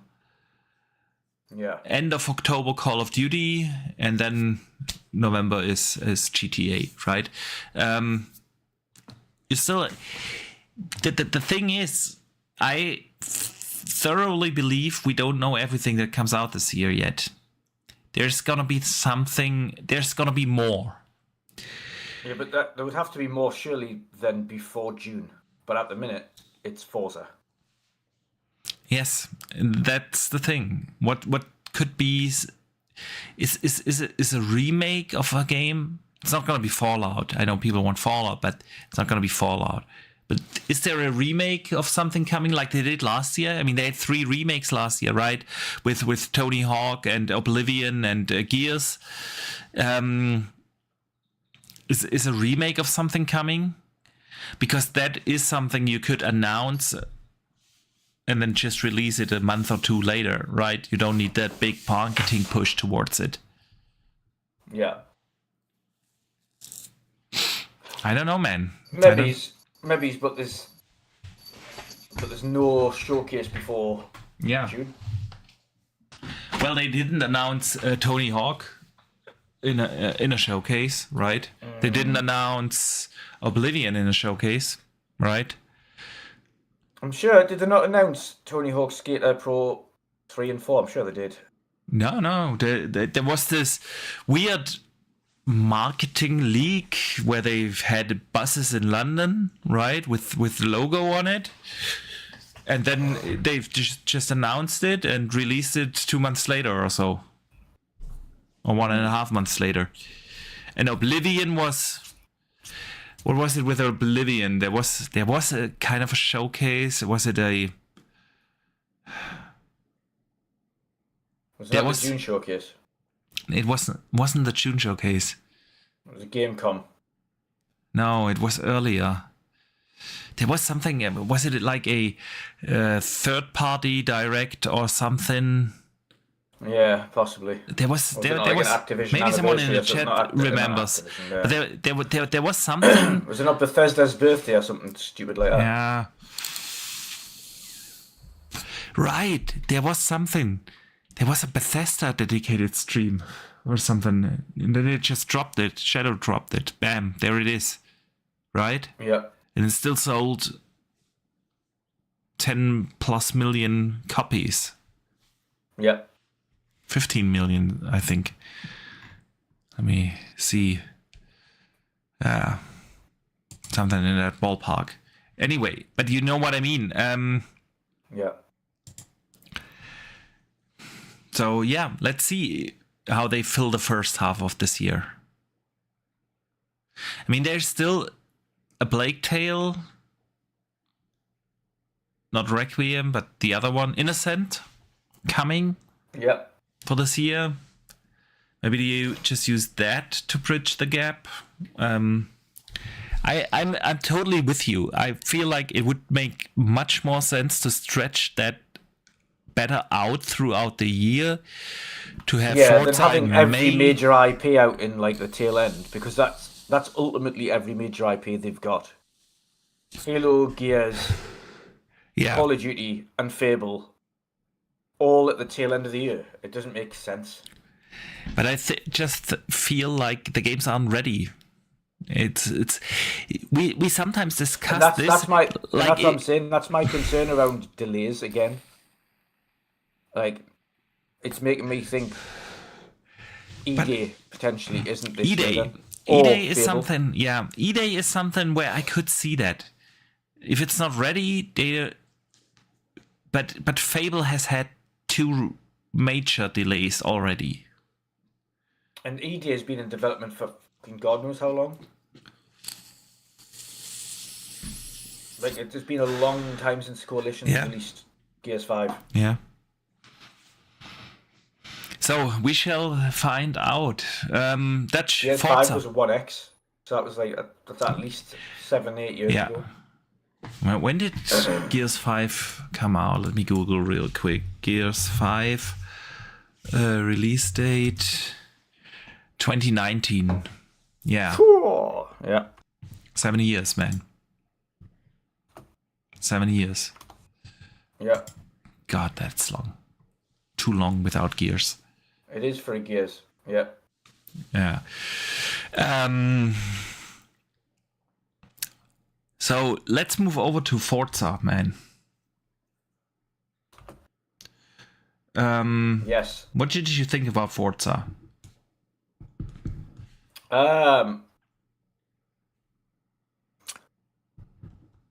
Love the setting, but I don't know whether it's just me. It didn't, from what they showed, it didn't look like much had changed. I felt the exact same way. I was like going back, watching some of my gameplay of Forza Horizon 5. And yes, of course, since you can't compare it directly because different settings and everything, not much has changed. But then, on the other hand, Forza already looks so insanely good, right? It does, but again, it's an iteration. It's the next engine that they're using it on. Yeah. So you would expect some form of changes, something that's different that stands out. And even then, it's the game that's coming out in May. And again, that wasn't a surprise because it was leaked previously by Xbox. because I've got a habit of doing that. The issue I've got there is the fact that the biggest changes for them is, you're no longer this like guy that's coming to do this. You're a tourist, and you've got to earn your way into the festival. Yeah. Right. Okay. So aside from that, everything else is the same. I was also hoping for something new besides visuals, And they were like, "Oh, we've added more body kits." Right. Okay. Right. But that's not really in keeping with the car culture scene in Japan, because it's not just body kits, is it? The car culture scene in Japan is like neon lights and and just mad things that are happening with these cars. And yes, it's a big drift scene, but it's also very much about the visual aspect of these cars and being extremely customizable. And I don't think they showed off the extremely customizable section of these cars. Like, if you have a look at these car meet sections that they've got on screen now on your video, that's just a load of cars in a car park. Like, none of that shows car meet. That just shows a lot of people with some stock cars, none of which are highly customized, which you would find in Japan. The funniest thing is that there was a little newsreel on that I seen today.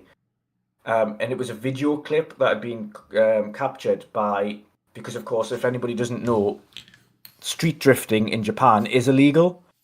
However, every night in Japan, gangs or groups of street drifters, and this we're talking late night, like 2-3 o'clock in the morning, are driving around Japan, drifting around the streets. And this was caught on video, and it was on the news. What someone in their apartment happened to catch one of these street drifting crews coming round, and there was like tons of customized cars with like neon lights and like different like liveries and things like that drifting around the streets. And that there was more about how Japan looks and how the car culture is there than what they showed what Japanese car culture is like. Because the car meets that were shown on here look nothing like what the car meets are actually like in Japan. There's a lot of hyper customized cars over there, and I don't think it was portrayed very well. They didn't really give that feeling. It just felt like Forza Horizon that is in Japan. Yeah. Again, I was hoping for something new. Give us motorbikes to ride, or let it be the customization thing that you just described. Something new. I mean, they did have, to be fair, they did show off the building your own garage thing and the area around it. You can build buildings and everything. That is kind of new. Let's see if that is any fun to do. That is the one new thing. But besides that, I mean, it does look fantastic. It does sound. We make it outside, or we the way how we portray our thoughts right now is like we're not looking forward to it. Sounds like we're not interested, but on the flip side of this, I've already purchased the Ultimate Edition. So there you go. I will also. I haven't done it yet, but I definitely will do that to get a head start, right, and start playing it on 15th. But also gives you access to all the expansions and things like that. So it'll be interesting to see what they do. The one tiny thing that they sneaked at the end of the trailer was the inclusion of Gundam. Yeah. And of course, that means, that it's going to be part of one of the special race events that like they did with Halo.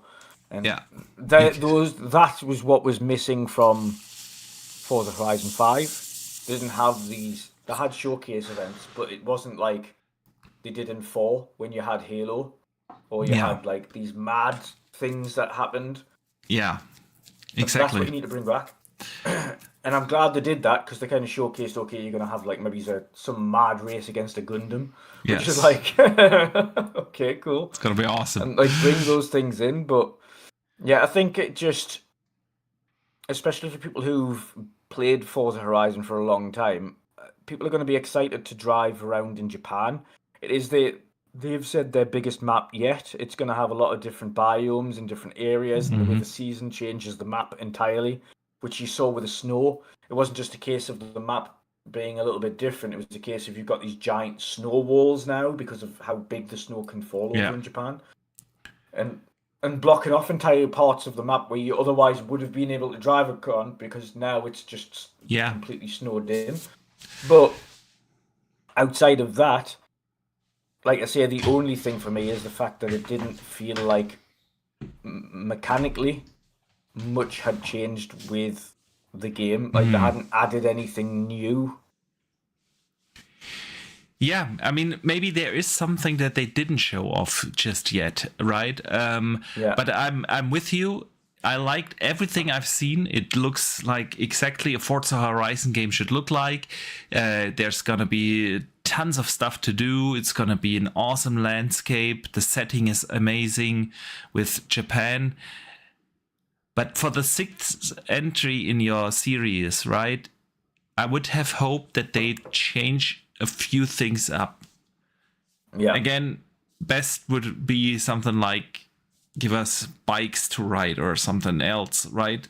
Other than cars. But nonetheless, this is going to be one hell of a game. And it's crazy to think about, right, that Playground Games will have 2 games that would be, at least from what we know right now, would be eligible for a Game of the Year contender. Forza never will be, because it's a racing game, unfortunately. Yeah, right? it always, in terms of racing games, Forza Horizon always wins the best racing game. Yeah, that's for sure. And this one will too, hopefully. I don't see why not. I mean, Forza Horizon is one of Xbox's biggest games, right? Or biggest IPs that they have now. The only surprise that I've got with this is that Forza Horizon 6 is not launching day and date on PlayStation. That's and weird. Fable is. Yes, Fable is. This one isn't. I mean, they explained why. They simply don't have the PlayStation version ready yet. But I feel like this is a typical Microsoft thing to do, right?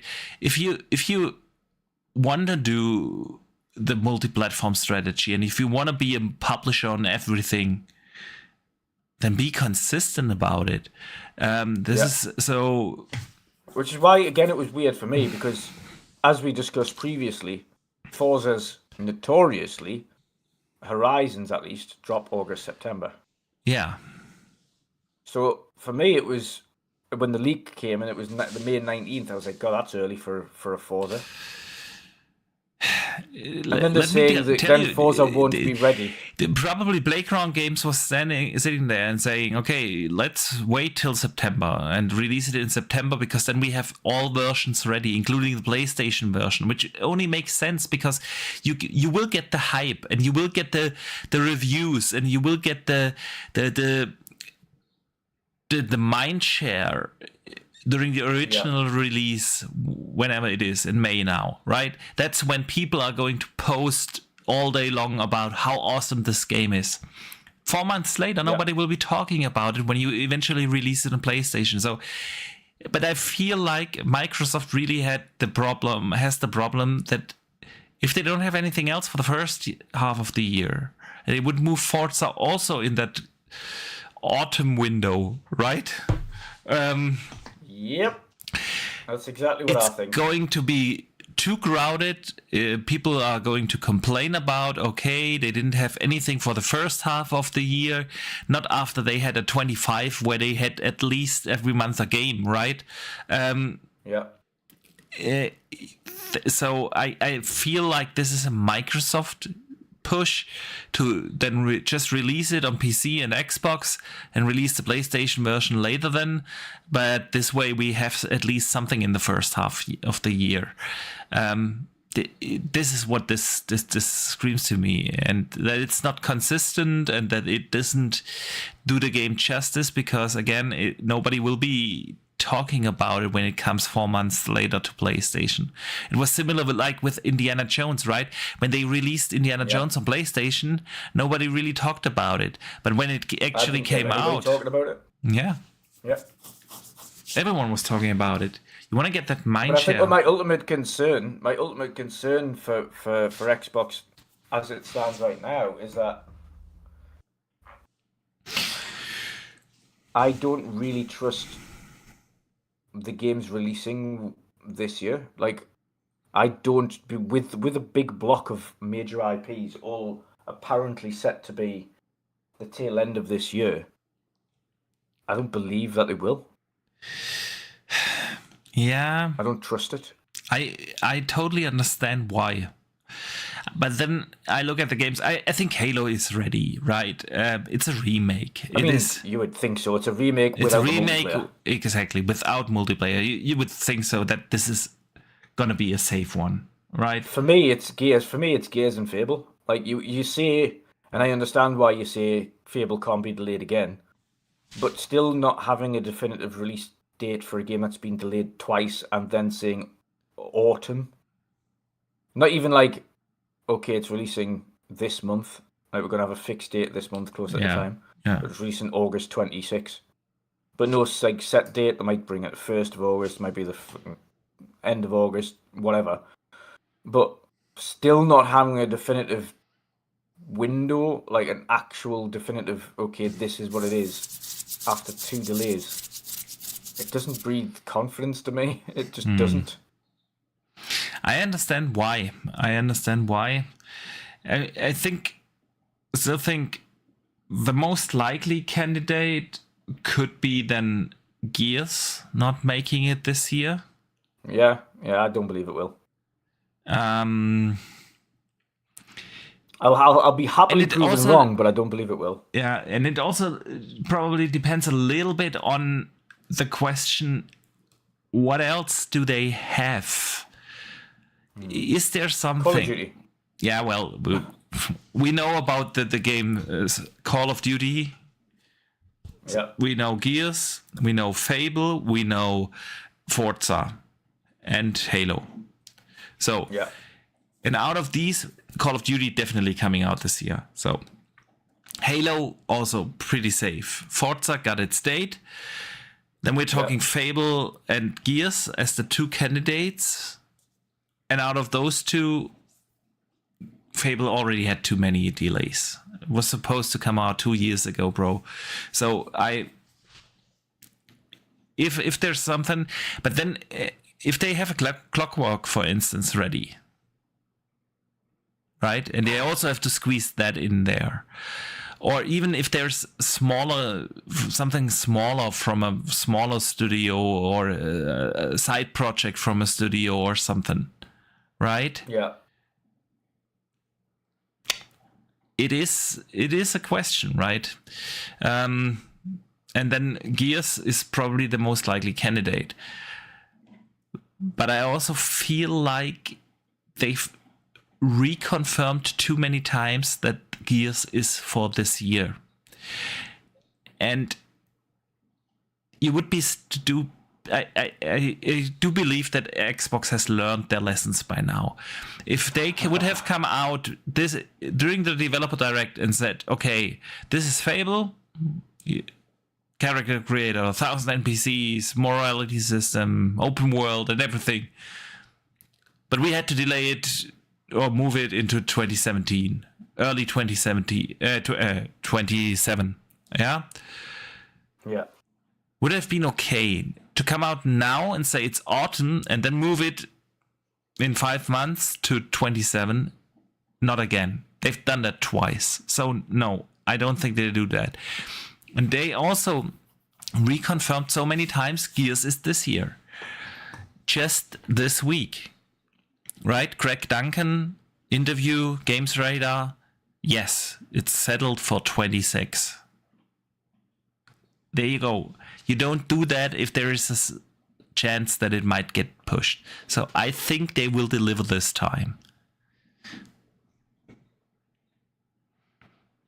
But we shall see. I'm just. It's just. it's just Microsoft. I just know what Microsoft's like. Yeah.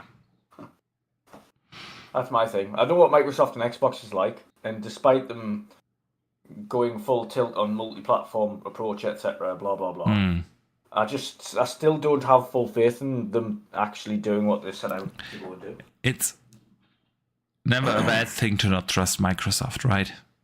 Nah, exactly. So we shall see, Dutch. We shall see. All right. Anything you want to add to the developer direct, or? No. I think, like I say, the only disappointing thing for me, and that was outside of the leaked one that we already knew, was no definitive dates. That, like I say, that's the only disappointing part for me. I think at this stage, when they're all all of these games are set to release this year, including Kiln, none of them had released a fit definitive date, and even the one that didn't have both versions of it ready. Yeah. For the initial release date.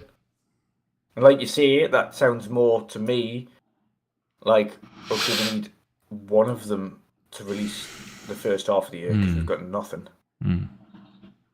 So you're going to have to release the Xbox version if that's ready, and then we'll just do the PlayStation one whenever that's ready. Yeah. So it kind of sounds like they're kind of going, okay, well, we'll have all these games ready, but then it turns out they're not. Yeah. That's what it sounds like. That's absolutely what it sounds like.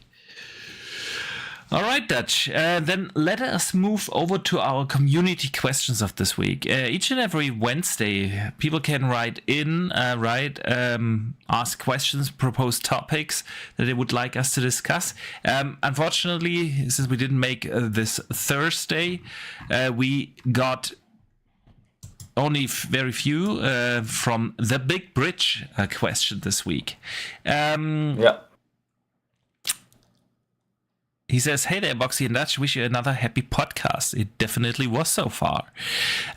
Simple yet nostalgic question today. What's a video game released after 2020 which takes you back to your childhood? Dutch, video game after 2020 that takes you back to your childhood. Oh.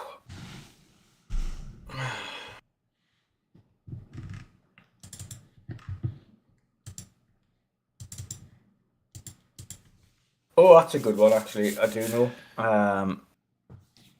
I've got it in my folder. 2 moments. I spoke about this a few months back on games, like a nostalgic game that I was playing.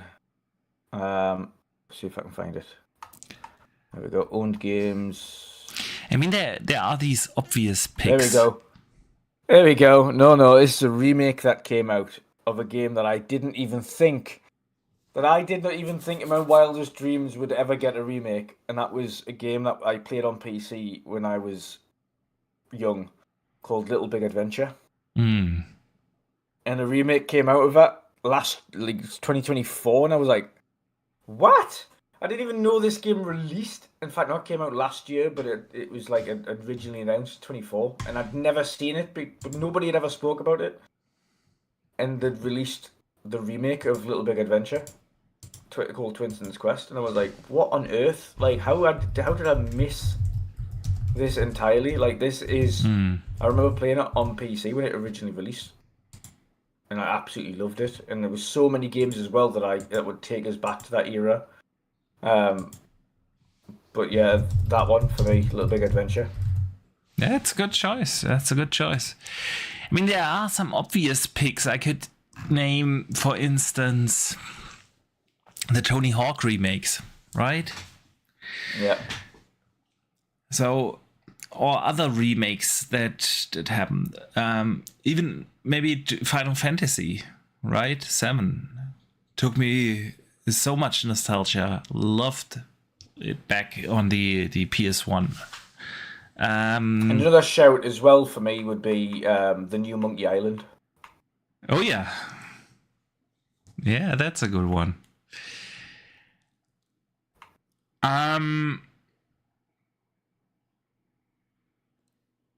It's kind of hard to explain, but I would say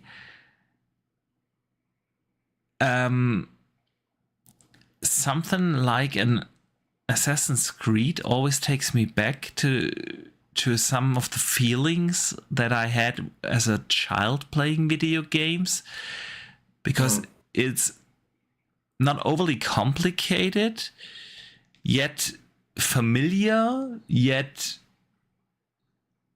just I'm sitting there smiling playing those games, right? Yeah. Obviously, you could name a ton of the remakes that came out, but I'm just gonna pick that one. Yeah. All right, Dutch, with that, let us come to an end of this week's podcast. It has been a blast, as always. I want to say a big thank you to everyone who joined us here live on YouTube. I want to say a big thank you to everyone who listens after the fact, either on Spotify, Apple Podcast, Amazon Music. We got a few listeners on Amazon Music, Dutch. Like kind of 3 or 4 people do listen on Amazon Music as well. So everyone, big thank you. Hope you guys enjoyed the show. And Dutch, before we let everyone out, anything you would like to address? No. No, I don't believe so. Thank everybody for tuning in. Hopefully we'll see you next week or the week after. Absolutely. I think at this stage, for me, I think it's unlikely that Midweek Mix-Up will be making a return, so I might make a video on it and put it on the channel shortly. That's fair enough. I think the last one I actually done was like 100 odd days ago. It's like 3 months. Yeah. I think at this point, it's better off to just kind of address it and put a notification on the channel, at least a video on the channel explaining why. And but yeah, I think it's like I say, I enjoy doing the podcast with yourself on here. But I think myself, in terms of my own podcasting days and things like that, I think that's done now. All right. It's unfortunate, but it is what it is. That's how times change, right? Yeah. So yeah. All right, guys. We will be back next week. Hopefully regular time slot. Depends, of course, on news density. But yes, always. No, as always. Yeah, I don't have anything to add. So I think we just wrap it up. Play some games, and we see you on the next World of Gaming. And don't forget to game on.